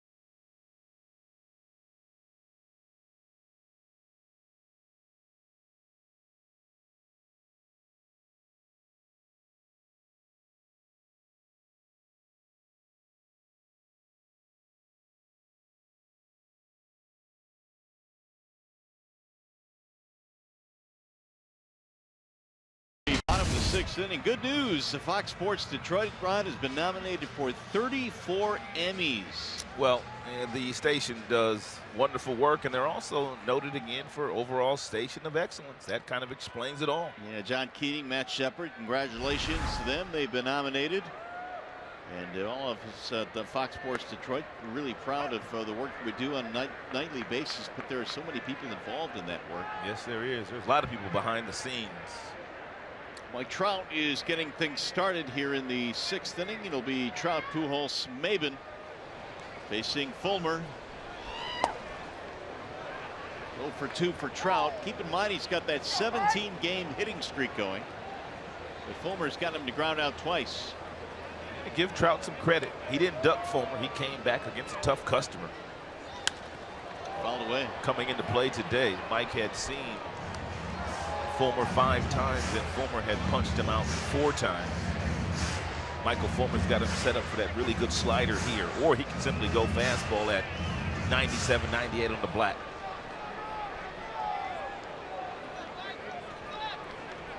Just don't keep it down. Mike Trout is a dangerous low ball hitter. Dangerous low ball hitter.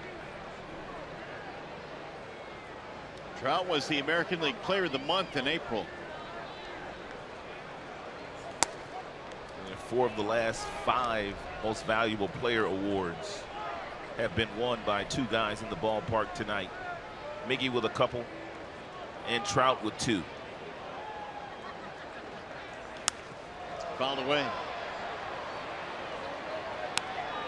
For as good as Trout has been, the Tigers, though, in the last 11 have held him to a 186 average. But look at all the strikeouts, too. Yeah. Well, Fulmer may as well make it 28. Popped him up. Third base side. Here comes Castellanos. That's a big league pop up there. Oh, straight up. And now Trout is 0 for 3. 1 gone here in the 6th. Something that Fulmer has been very good at tonight. He's been able to retire the leadoff hitter every single inning so far tonight.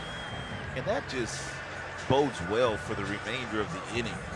Not a lot of traffic that he's had to pitch in.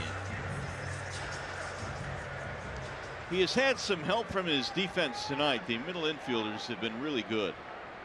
Kinsler, Iglesias. I was talking to Iglesias before the game today and asked him if this field is any faster than any of the other fields around the league, because it just seems quicker.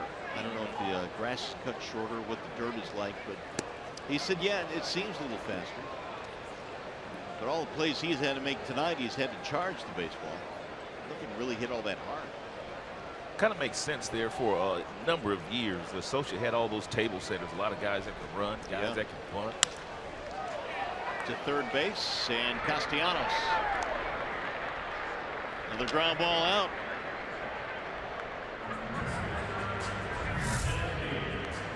If fans don't miss out on the LPGA Volvic Championship play with the Pro Sweepstakes, now's your chance to attend the pairings party and play 18 holes of golf alongside LPGA professionals at Travis Point Country Club. May 24th for your chance to win. Go to foxsportsdetroit.com. 2 outs now for Cameron Maben. A veritable truckload of ground ball outs tonight for Fulmer.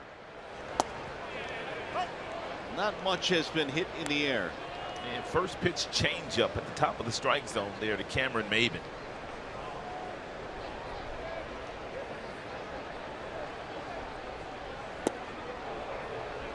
Oh, 0-2.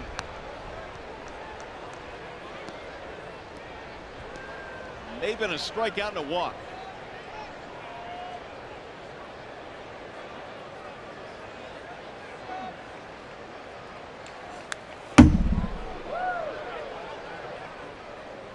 Cameron, of course, began his career with the Tigers back in 07, and who could forget his first major league homer? It came in Yankee Stadium, and it came on the second day of his big league career off Roger Clemens.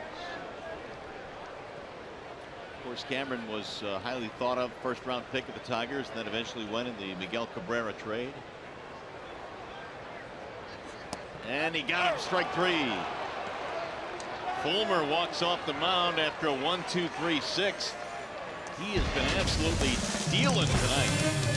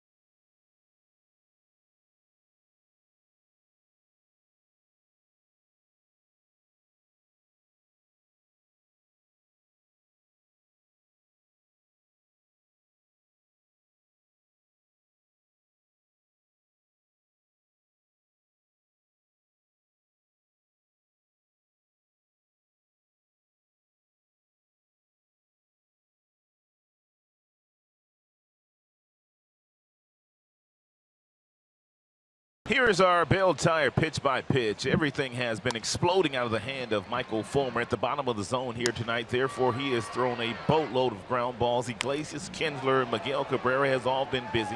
Castellanos also has chipped in. A lot of soft contact tonight for the bats off of Michael Fulmer. And he's been absolutely dealing tonight for the second consecutive start. Well, here come the Tigers now as we go to the 7th. 10 ground ball outs for Fulmer. He has been impressive tonight. Kinsler is 2 out of 3, 2 singles, and a breaking ball drops in, strike 1. So 10 straight retired now by J.C. Ramirez. Well, the Tigers got him early. They jumped on him in the first inning, just like a lot of the other teams that he's gone up against this year have done. But he has settled in nicely with 3 above average pitches, fastball, slider, curve. That fastball right there at 94 had some movement.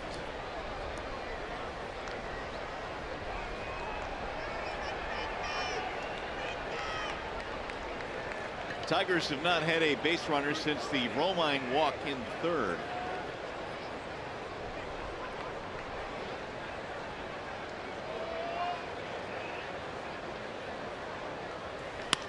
Soft little liner. It's going to get into center field in a 3-hit game for Kinsler.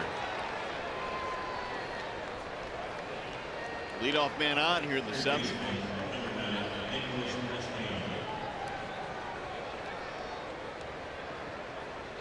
Tigers now have 8 hits, and 3 of those by the guy at the top. McCann has chipped in with a couple as well.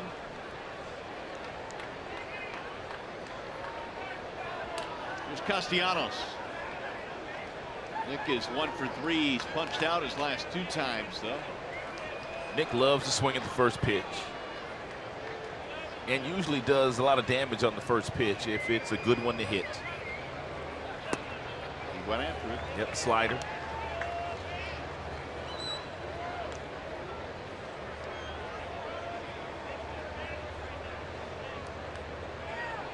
Deolis Guerra warming up in the bullpen for the Angels.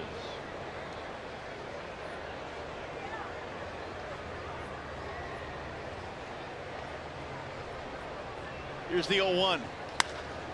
High fly ball to right. Sending Calhoun back to the track, to the wall to make the catch. Nick just missed it. 1 gone. Time for a game break now. Matt Shepard.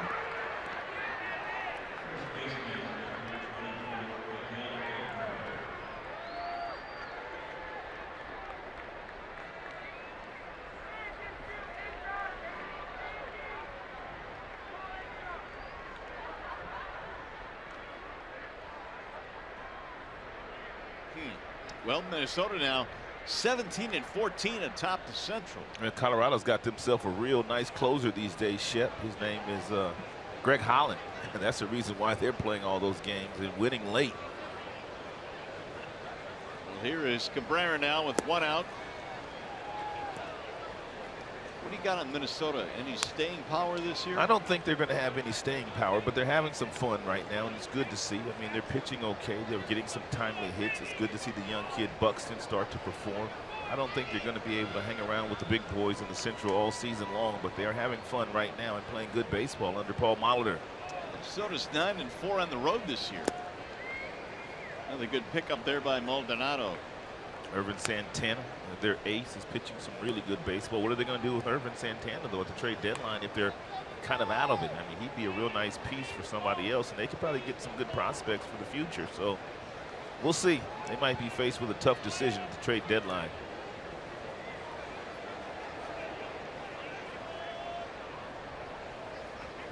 Cabrera looks at a strike. 2-1 on Miguel. Strikeout, ground out, and also reaching on an error.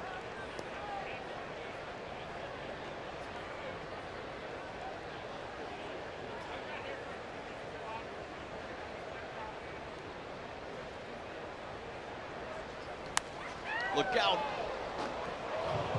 Right back at us, and that thing came, as you like to say, it came to eat. It came to eat. It came to eat. My that thing goodness. came sizzling back.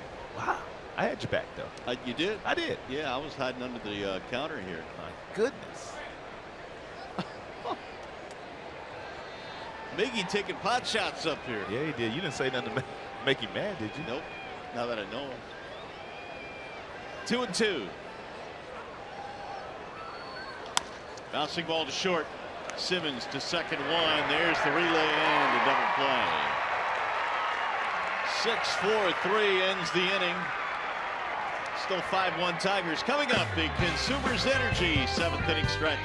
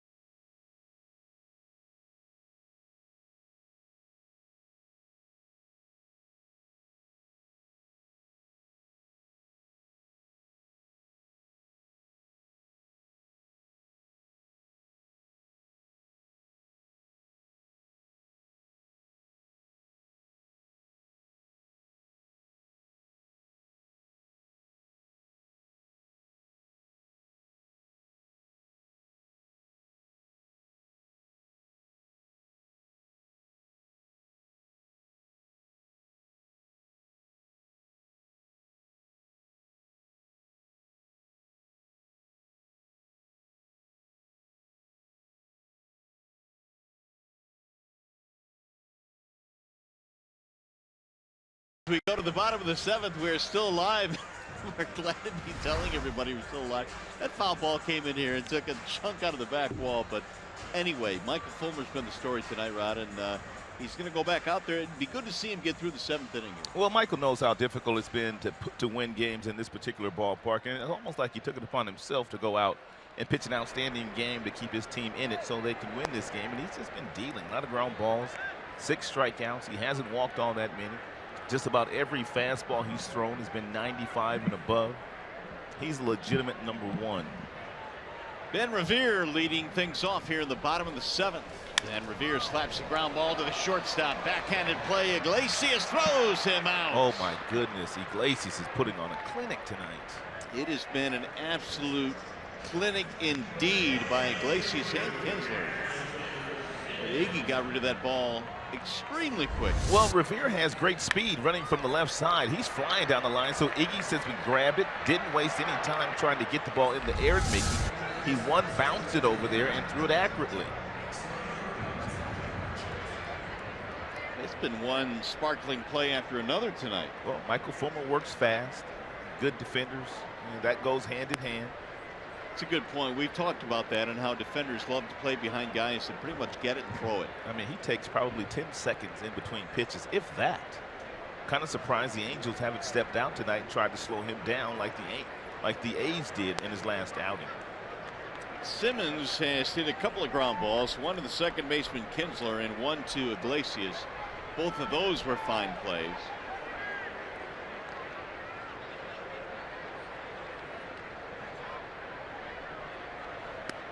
And that one will miss outside. 3-0 now on Simmons. Fulmer operating against the bottom of the lineup here. Simmons, the number 7 hitter. Here's the 3-0. Forced in a fastball strike.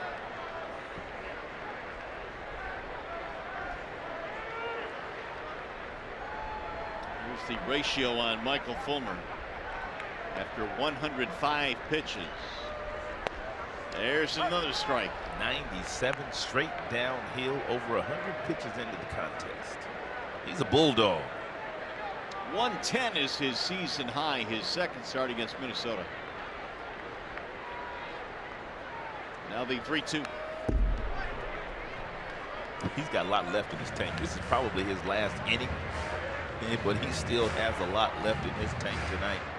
He just threw another 97. It's like he gets stronger as the game goes on. Crickets out in the Tigers bullpen too. Nobody warming up. Yeah, they'll get up after the inning.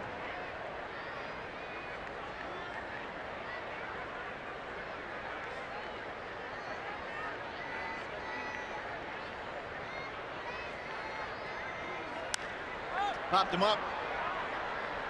It'll be Kinsler on the right side. And there are 2 gone. They celebrate Polish American Night Friday, May 19th. The Tigers battle the Texas Rangers at 7:10. Enjoy polka music and dancing before the game.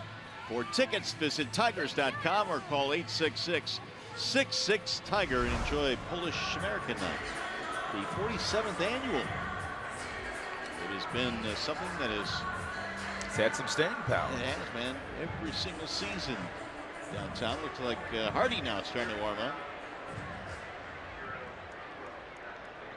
We'll bring a Maldonado with 2 outs.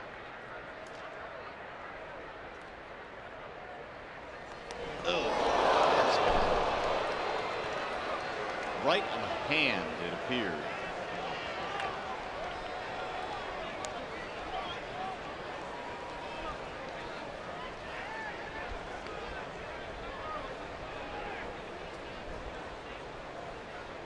Maldonado had no shot to get out of the way there.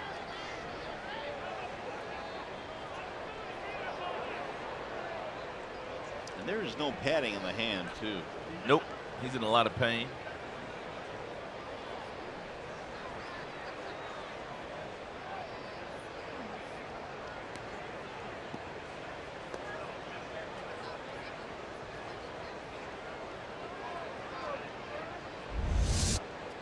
Yeah, like a fastball got away from Michael and ran in on Maldonado.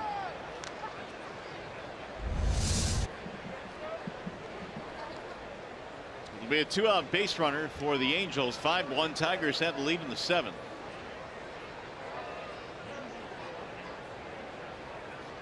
And Maldonado is going to stay in the game.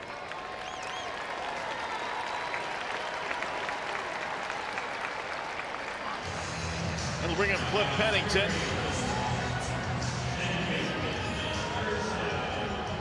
And here comes Rich Doobie as well. Tigers have a meeting on the mound right now, but the pitching coach coming out. more activity in the Detroit bullpen.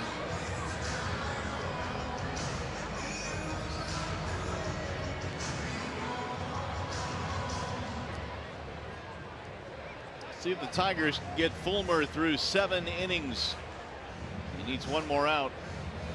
Mike Winters out there to break it up now.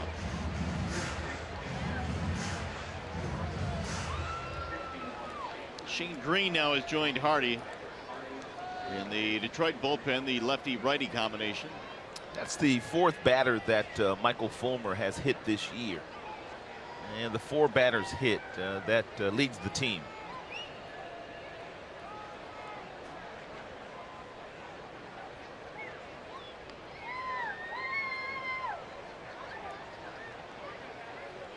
Pennington a single and a walk.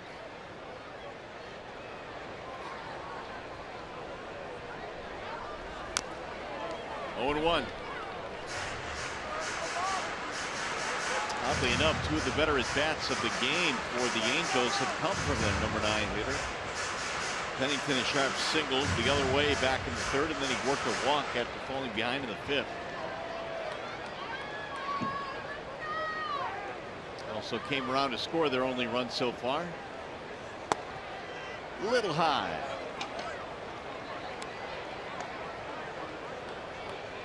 "57 pitches tonight thrown by Michael Fulmer, 95 and above of the 111 thrown. So most of his fastballs have clocked at least 95, and there's another one.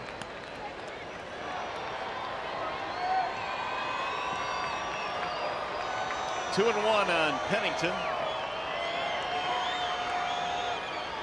Only 3 hits allowed tonight by Fulmer.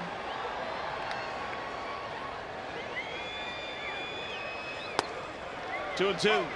Fulmer is one pitcher that, and there's not a lot of guys in the big leagues that can do this. Start out at 95 and maintain that through the entire contest. 113 pitches in, Michael Fulmer still throwing well over 95 when he wants to. There's not a lot of guys in the big leagues that can do that. Guys start to lose something as their pitch count climbs. Not this guy, 96 to Dust Pennington. And that will be his final pitch of the night. 7 strikeouts from Michael Fulmer. 5-1 Tigers. You're watching Tigers baseball presented by Bell Tire.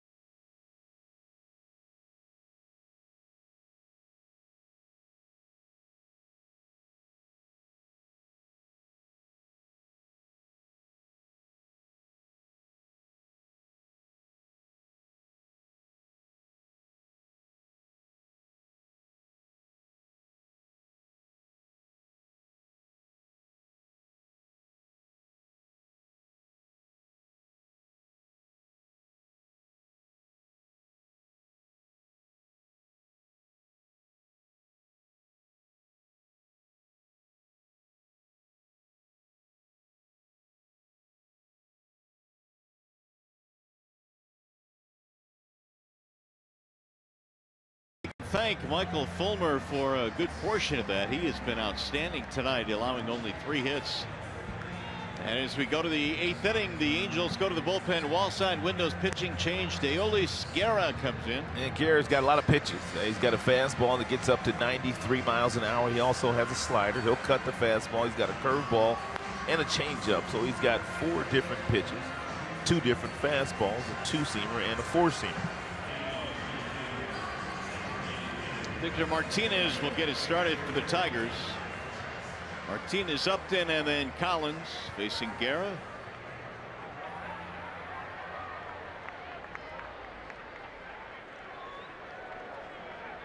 Ramirez got rocked early but settled in nicely. Didn't give up anything after the second. Tigers had done their damage by that point, though. And Michael Fulmer made sure that the Halos did not get back in the game. Dominant pitching performance by Michael Fulmer tonight. Victor leads it off. Strike one on Martinez, who is 0 for 3. 3 fly ball outs in this game. Although the last one he hit sent Calhoun back to the wall in right field.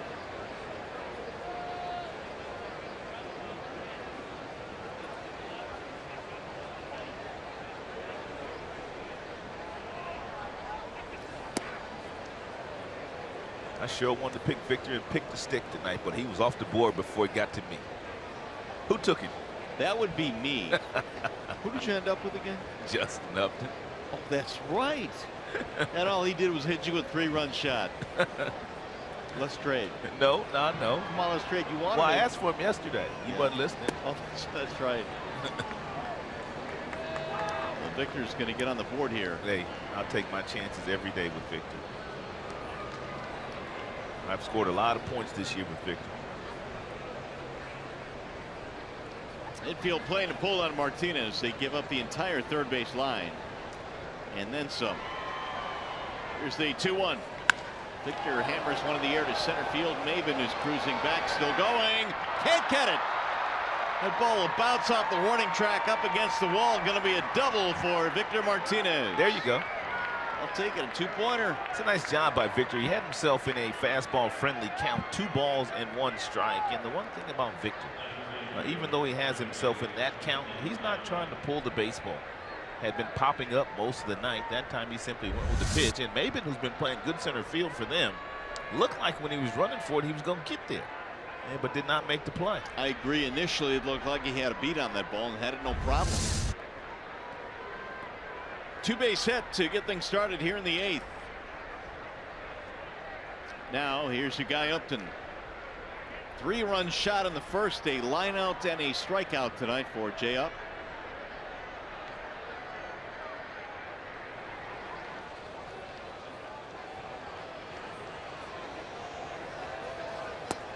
Strike one on Upton.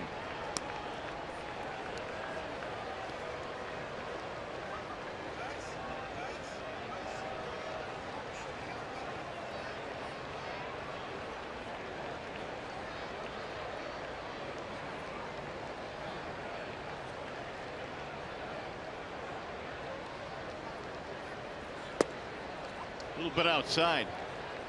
Guerra in his last outing on Monday faced the A's. He retired the first 8 batters he faced, and then he allowed a walk-off home run to Jed Lowry in the 11th. That was a 3rd consecutive walk-off win for the A's. 2 against the Tigers, and then the first game of the series last Monday against the Angels.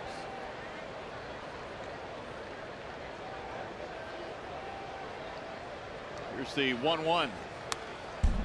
Upton had a rip, 1 ball and 2 strikes. Guerra was in the World Baseball Classic, Team Venezuela. Well, that means he was teammates with Victor, Miggy. Omar was the manager. Right.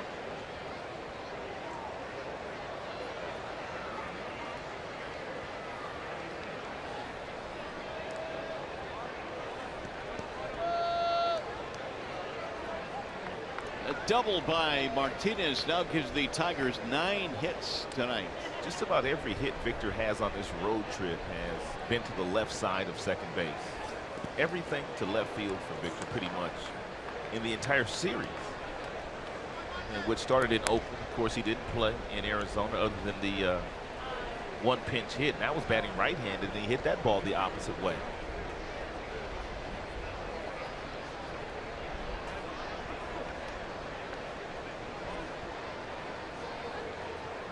Tigers trying to get this run in here. They lead 5-1.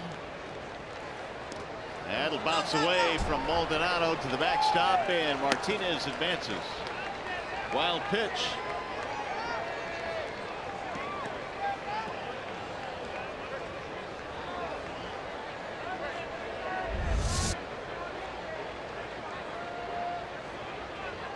Maldonado turned his glove the wrong way. He is known as a really good catcher, really good receiver. He can block balls, but that one, he didn't turn the glove the right way. Didn't anticipate that breaking ball would be down in the dirt. Infield in a couple of steps. Now time called by Upton. They're going to throw Justin a slider here in the 3-2 pitch. At least that's what he called for before the timeout.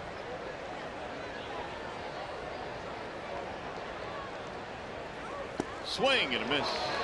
Upton down on strikes.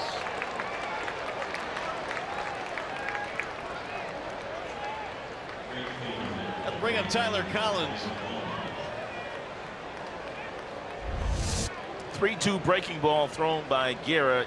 Upton swings right over the top of it at 80 miles an hour.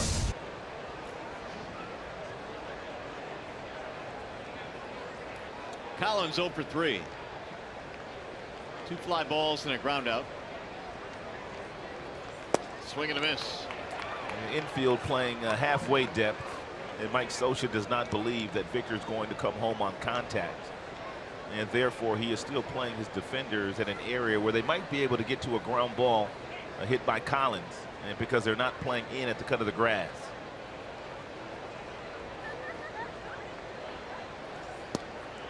That one gets away. Victor thought about it. Easy, Victor.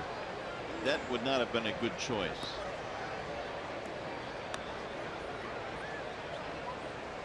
Maldonado's gotten a little lazy down there this inning, hasn't he? Yeah, sure has. Mike Scioscia, I know he doesn't appreciate that.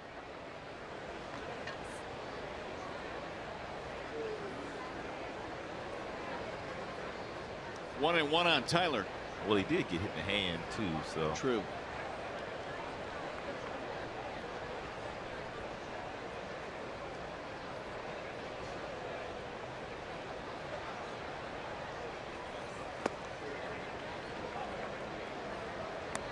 Collins right now is fighting it. The 0 for 3 tonight now makes him 0 for his last 22.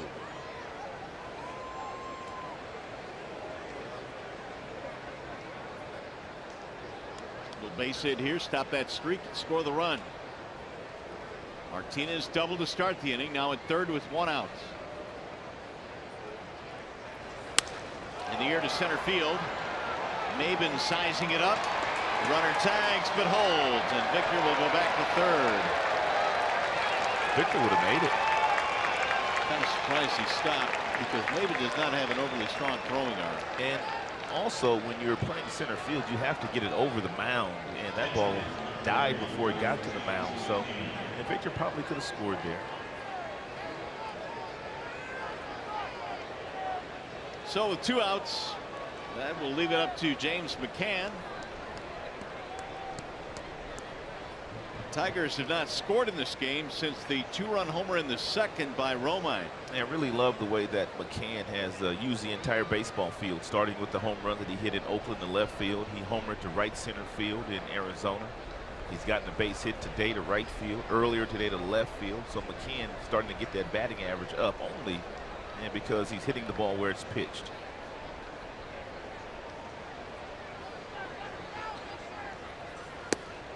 Ball 1. Now Brad has to run that fine line of how long do you go before you put Avila back in there, because Avila was sizzling hot. Now how long are you going to sit him, because you know you need to keep him hot too. That's a great point. It's been a while since Avila has gotten some at-bats and gotten a start. Swing and a miss, but I think the main concern was getting McCann going, because going forward, Brad has said this, he is their lead catcher on this team. Right. They had to get him going. No doubt. But to this point, it's been a pretty good 2-headed monster in terms of power numbers from that position.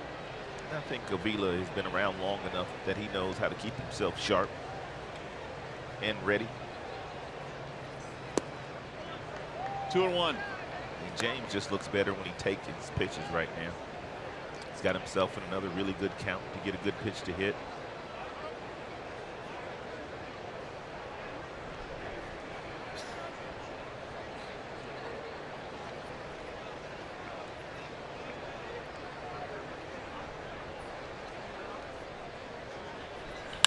Driven to left field on a line, and that ball is going to get down and go to the wall. Another run will score. McCann is on his way to second, and that is his third hit tonight. Boy, does it make a big difference when you're hitting 2 and 1 opposed to 1 and 2 all the time, as James was hitting when he was struggling.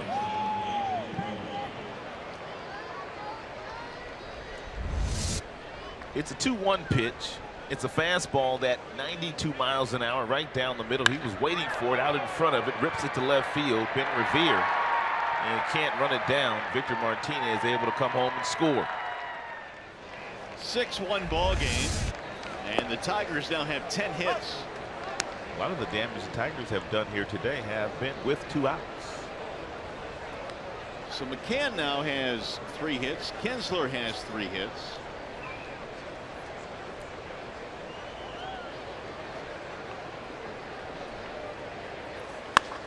In the air toward right, that ball hooking toward the corner. 0-2.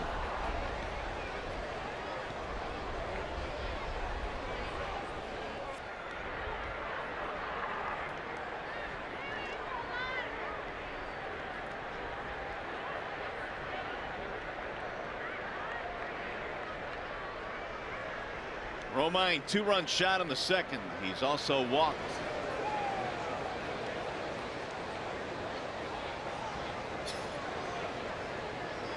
Guerra with the 0-2. Popped up. Looks like there's room at third. Escobar will haul it in to retire the side. Tigers get another run. 6-1 ball game.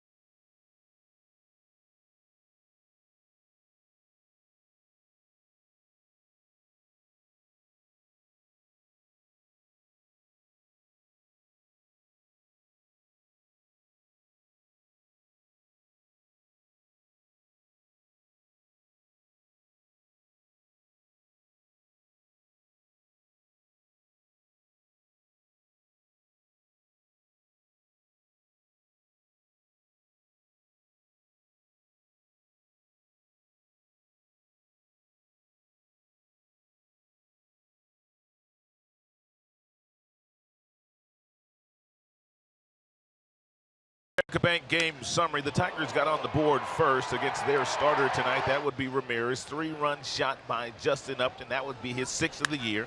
Andrew Romine also played long ball in the second inning. That was a 2-run shot. And then Michael Fulmer. Boy, he just took over.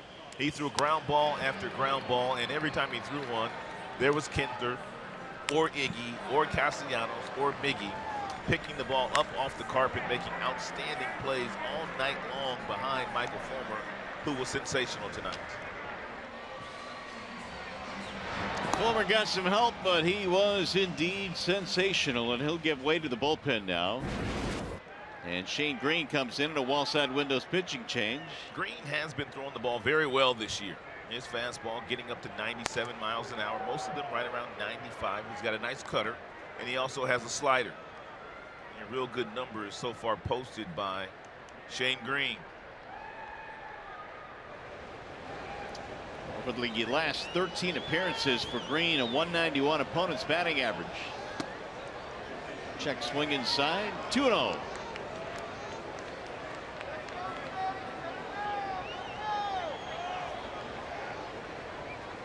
114 pitches for Fulmer. That is a new season high.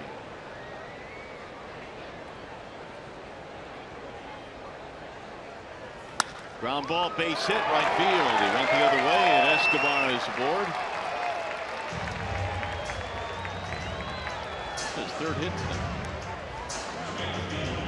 By the way, MLB.com and Bat is your #1 mobile app for live Tigers baseball. Stay connected with the fully customizable experience. Get Tigers home screen icons, app features, as well as game day, live game video highlights, radio broadcast, and more.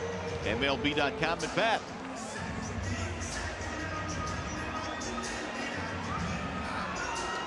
So the Tigers, with that run here in the top of the 8th, or in the top of the 8th, now lead by 5, and Green facing the beefy part of the Angels lineup in this inning. Breaking ball missing outside, or nope, caught the corner. 0-1. Calhoun 0 for 3.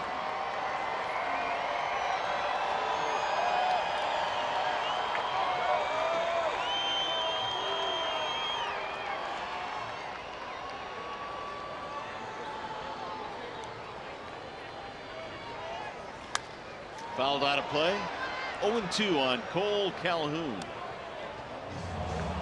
Had a really good year last year. Calhoun scored 91 runs, hit 18 homers. Now they're going to shift on him with 2 strikes in the count. Castellanos moves over to the other side of the infield.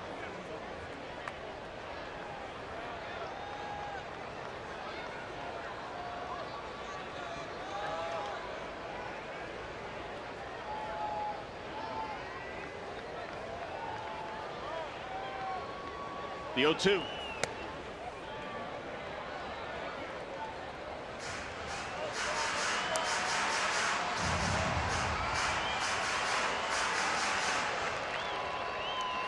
Tigers have out-hit the Angels 10-4 in this game. 3 of the 4 hits for the Halos belong to Escobar.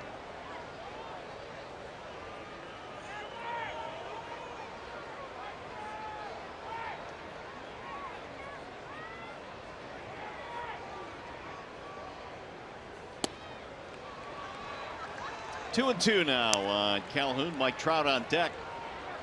And Trout may have his final chance at extending his hitting streak, which came in at 17 tonight. But Fulmer held him to an 0 for 3.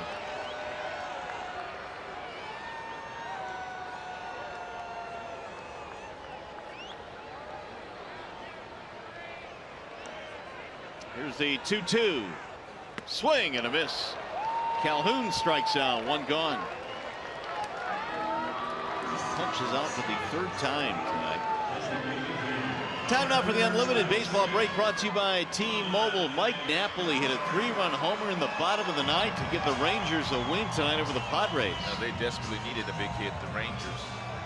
Jake Marisnik threw out the potential tying run at home plate in the 9th inning as the Astros beat the Yanks. How about Nelson Cruz? 2 for 4, double home run. 16th, traveled 440 feet. Fulmer, the story in this game, at least part of it. Here's Mike Trout. 8 strikeouts for Tigers pitching tonight. Trout, 2 ground balls and a pop-up.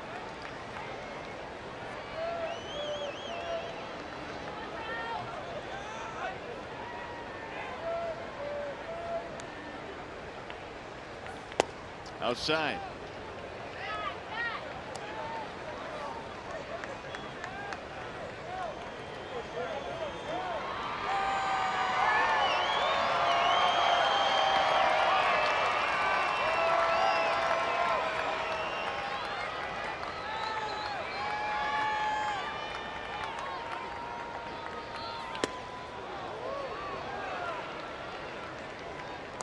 Two and 1 on Mike Trout.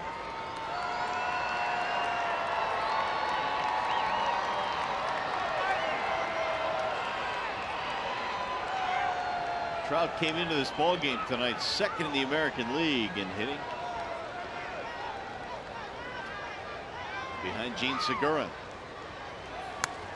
fouled away.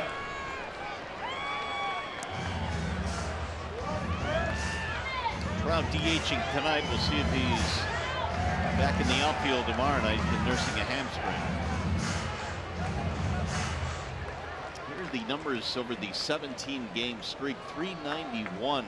That's in jeopardy right now.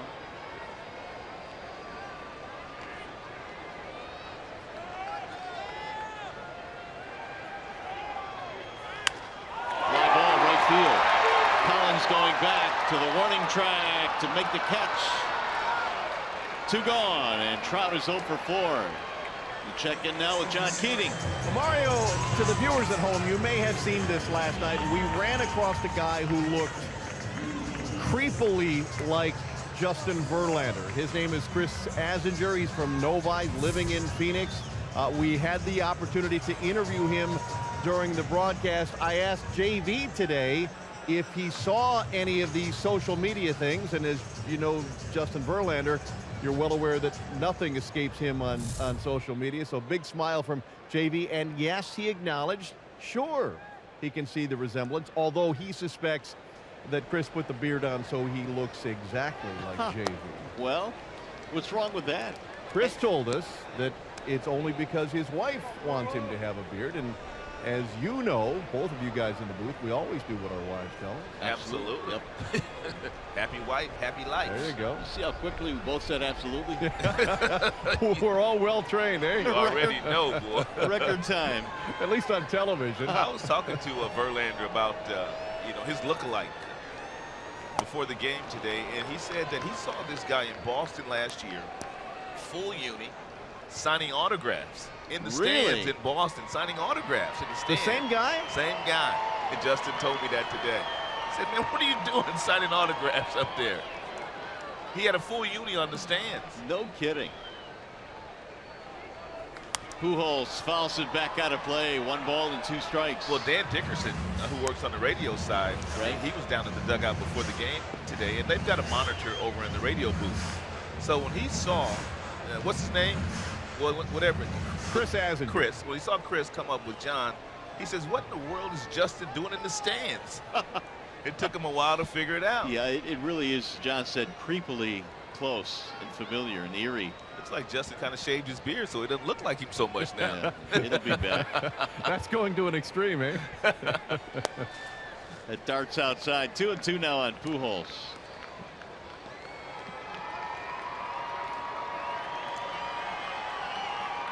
(6-1) is our score. Tigers have the lead. We've got Keating standing by down there. I've got a question for John Keating. Oh, geez. John still got it. Let me just say, you better hope Pujols makes it out right here. He still got it. John still got it. One of the JKs does. Here's the 2-2 swing and a miss. You're lucky, John.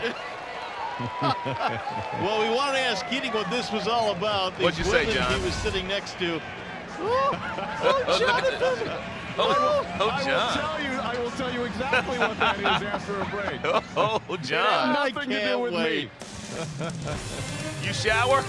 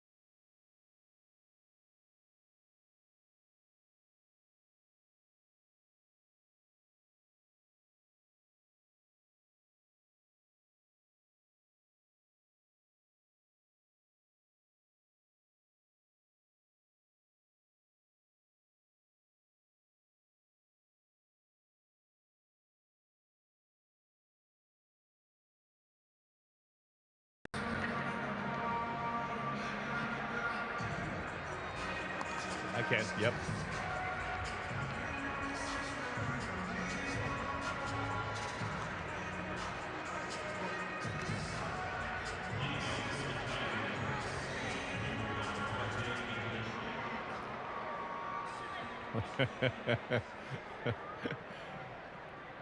No, it wasn't about me, but someone tweeted, "Hey Keats, how's LA?" After they saw that picture. I will tell you, because I'm a hardworking journalist, I'm sitting there next to J.K. Simmons doing our little television conversation, and the two very nice-looking women next to me. One of them said to Brad Ausmus, who was walking toward them, "I love you, Brad," and he kind of smiled, and that's why she was fanning herself, because she loves her some Brad Ausmus. Oh, so it was a skipper. It was the skipper. Would have been a much better story, Keats, if you told it about you instead of Brad. Keats, but No one would believe that. Well, that's true, You too. know, we never let Let's the not truth. talk crazy here, Mario. We never let the truth get in the way of a good story. It's late and all, but let's not talk crazy. Yeah. J.K. still over there? Yeah, he is. Still hanging out. Is the girl still there too?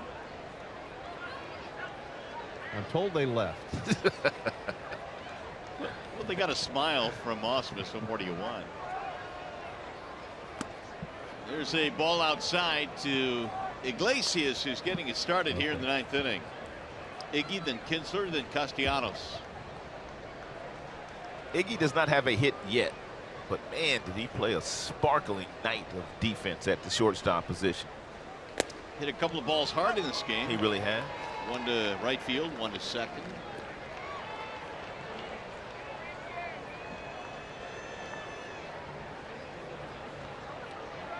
Tigers 6 runs, 10 hits. Angels 1 run, 4 hits. The wall side windows pitching change with the new right-hander, and a wave and a miss, and down goes Iglesias. 96-mile-an-hour fastball there thrown by Middleton.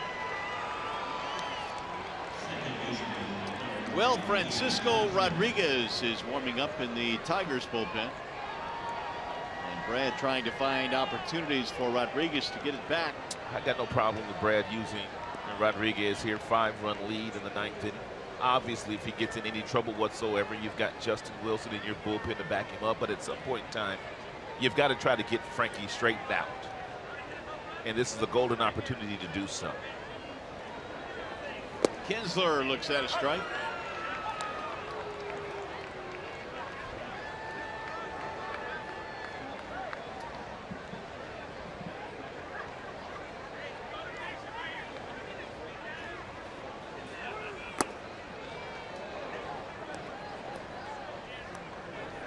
Right-hander has a little bit of herky jerkiness to his delivery home. He's got a little velo too. 96, 97.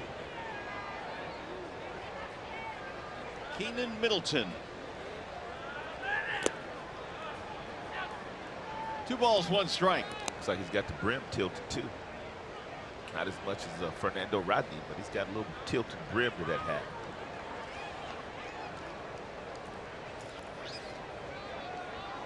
Middleton entered this year as the number 9 prospect in the Angel system.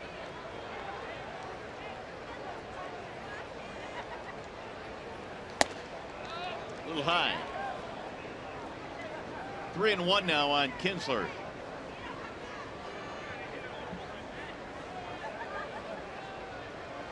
Big night for Ian. 3 hits, all singles, a run scored in his return to the Tigers lineup. And he'll look at ball 4. Big day for Ian.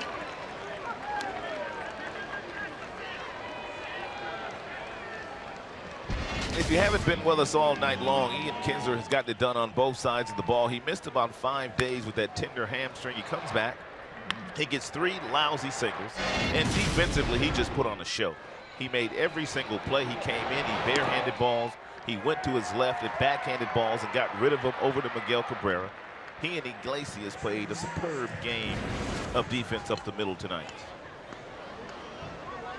Here's Castellanos. Ball 1.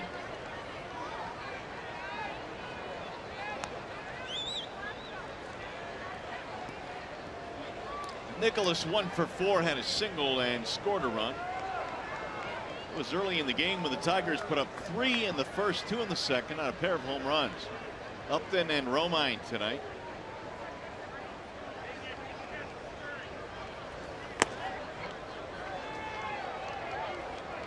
2-0.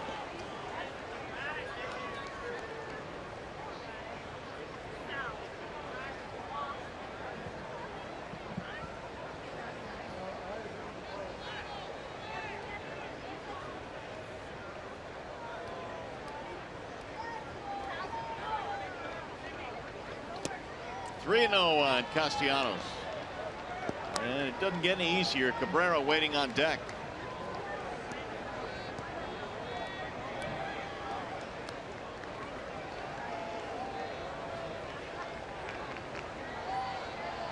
Tigers pitching tonight. He's given up just 4 hits.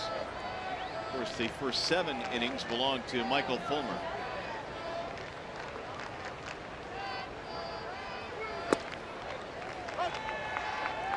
3-1.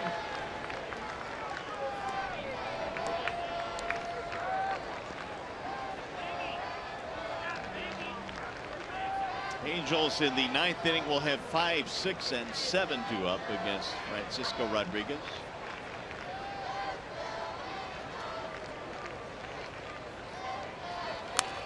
Fouled out of play. 3-2 now on Castellanos.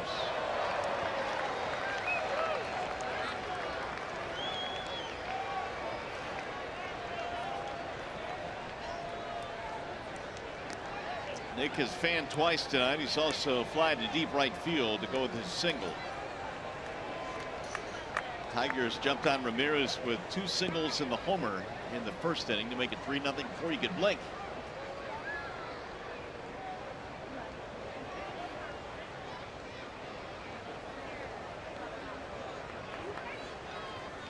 And he walked him, ball 4. Back-to-back walks.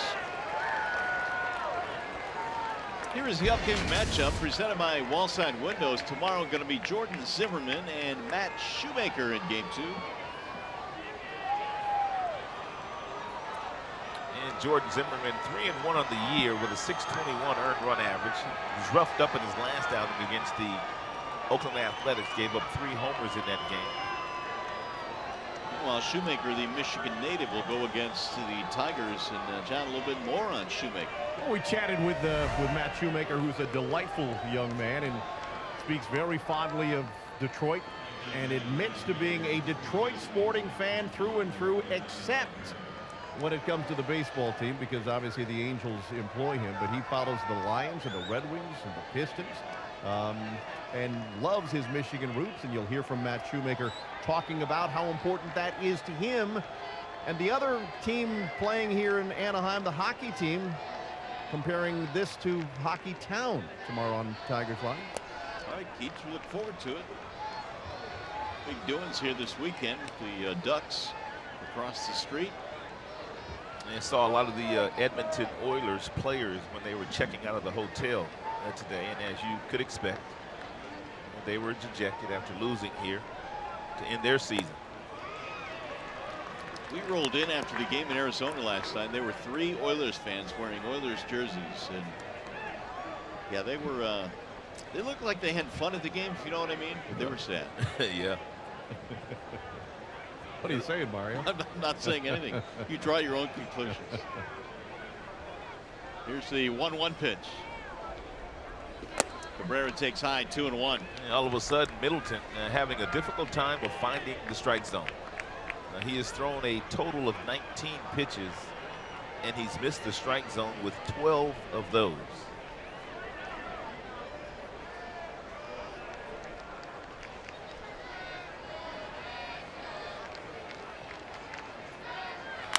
There's a base hit to left field. Kinsler rounding third. They're going to send him home.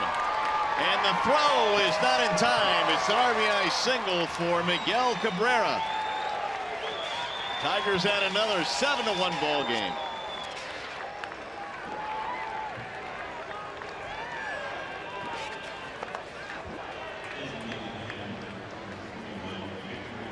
And Middleton in a 2-1 count. He tried to challenge Miguel with a fastball right around the belt buckle, and Mickey got out in front of it and buggy whipped it right past the shortstop Simmons. Ian Kinsler running very well, able to score on that base hit.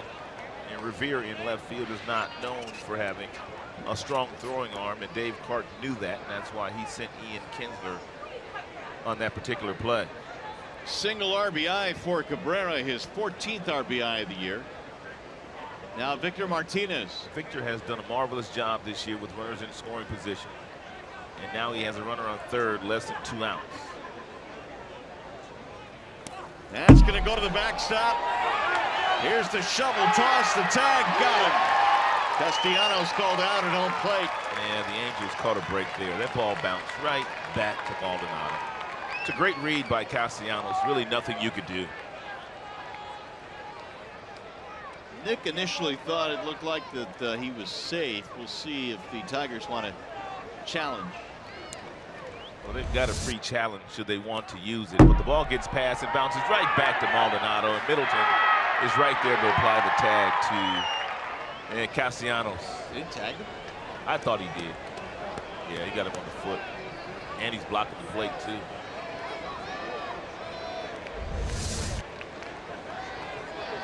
So Nick is out at home plate, no challenge. Taking second on the play, Cabrera. 2-1 on the putout of Castellanos.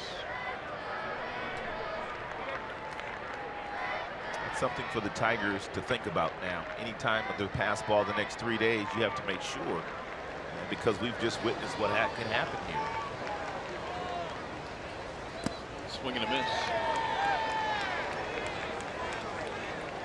1 ball, 1 strike on Victor, who doubled and scored in the 8th.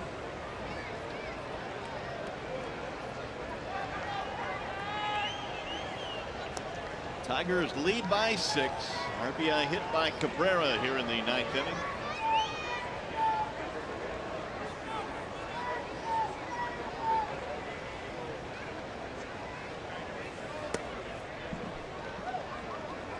Two and 1. Tigers add 3 more here. Showed you the matchup for tomorrow, Shoemaker and Zimmerman, and then they'll play Saturday, Sunday before the Tigers enjoy an off day on Monday. Back home for the next homestand.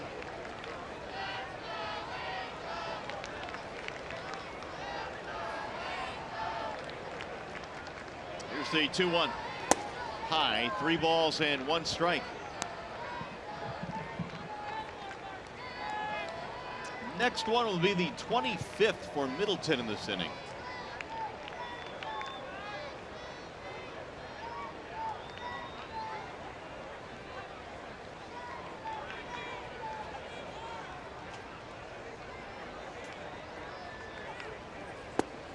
Strike called on Victor. Middleton is an Oregon native. He lives in Portland in the offseason, born in Milwaukee, Oregon. A 3rd rounder in 2013 by the Angels. Nice city, Portland, Oregon.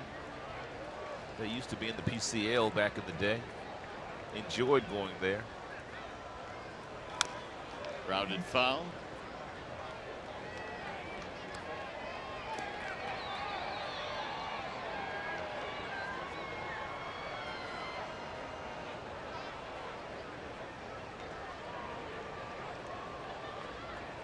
Middleton went the community college route, also played basketball.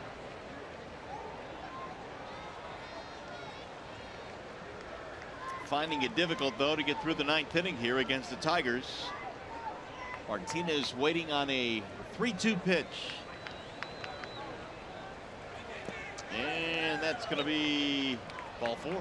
He held up. It'll be a walk for Victor.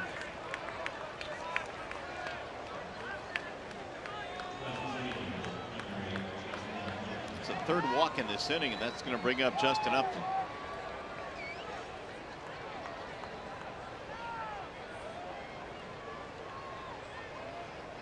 Upton is 1 for 4 with a 3-run homer. He hit that in the 1st inning, got the Tigers off to a quick start tonight. They have not trailed. He also lined out sharply his 2nd time up to Pennington, the 2nd baseman, but he struck out his last 2 plate appearances.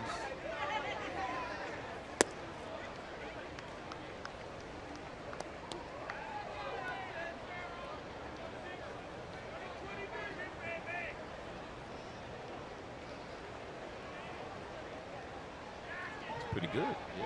417. Yeah.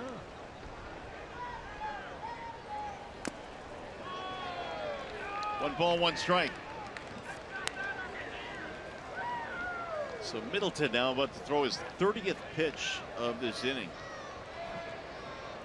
Guerra came on in the 8th and allowed a couple of doubles and a run.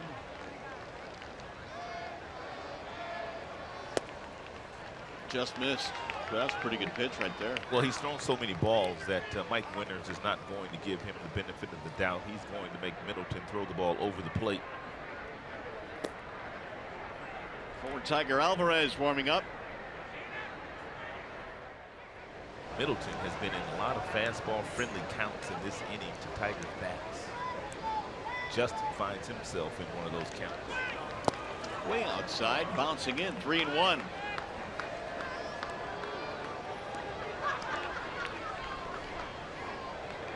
Wow, look at that ratio.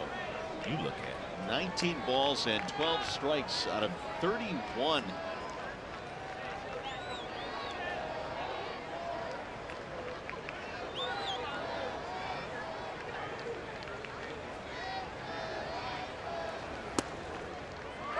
Upton thought he had a walk. And just about every pitch away from Justin, with the exception of the one fastball inside.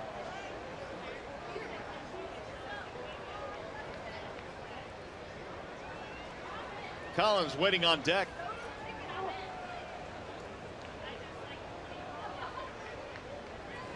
Swing and a miss. He struck him out. And Upton is gone. So are the Tigers. They get another run though. The RBI hit by Cabrera. Francisco Rodriguez on the pitch, the bottom of the 9th.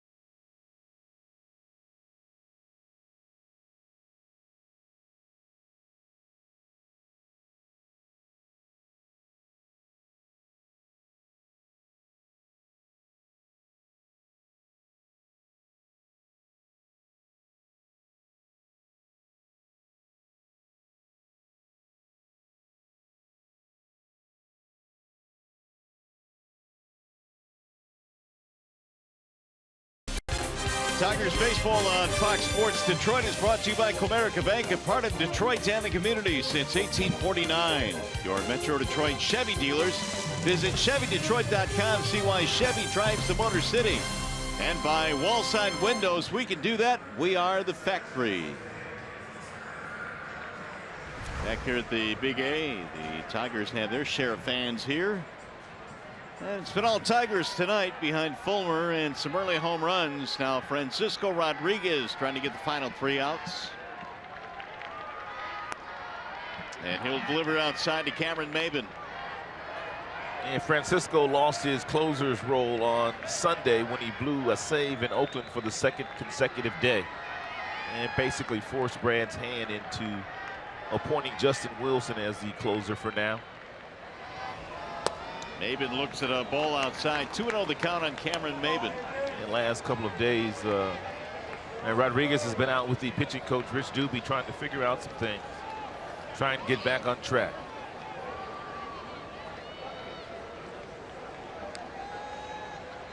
Here's the 2-0.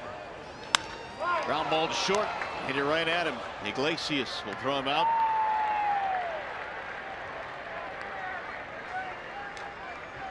Maven is 0 for 3, 1 away. Ben Revere.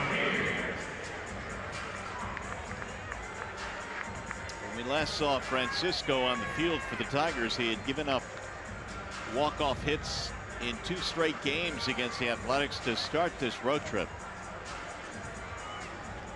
Athletics won 2 out of 3 in that series.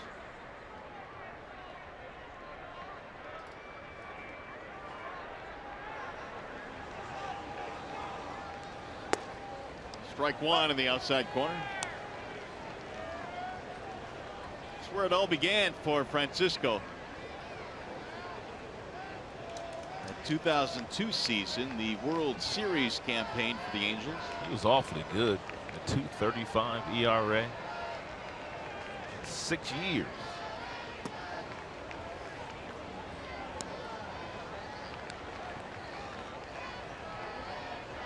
Angels got off to a very slow start in the 2002 campaign. They came on like gangbusters and eventually won it over the Giants in the World Series. And Frankie was setting up for Troy Percival. Chopper foul, first base side. Didn't you say Percy's a coach here somewhere? Yep, UC Riverside. Okay. Which is where he went to school. Troy Percival was actually a catcher in college. He had a catcher's body too. He did, man. But he turned into one of the best closers in the game. He was that for a number of years.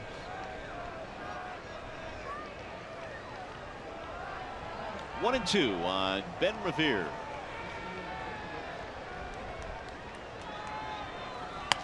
Another ground ball to short. Iglesias has been busy tonight. Another off-balance throw, 2 gone. That's the 3rd time that Revere has grounded out to Iglesias tonight. And Iglesias pretty much has had to hurry on every single ground ball hit his way off the bat of Revere because Revere has good speed. It's good fun to watch Iglesias and Kinsler play defense tonight.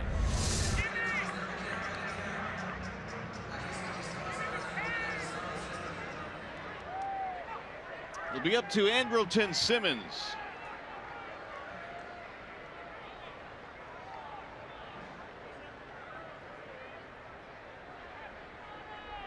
And Simmons hits one right back to second on a backhand. Kinsler can't handle it. Would have been the final out of the game, but Kinsler is charged with an error.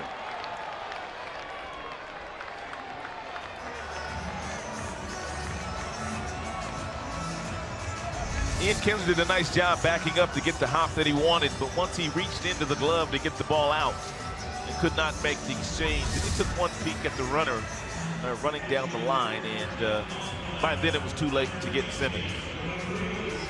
Luis Valbuena will pinch hit.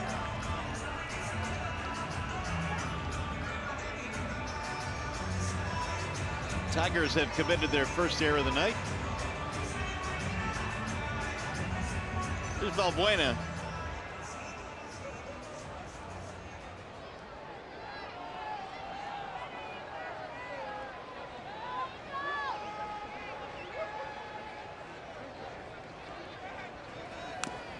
Fouled back, 0-1.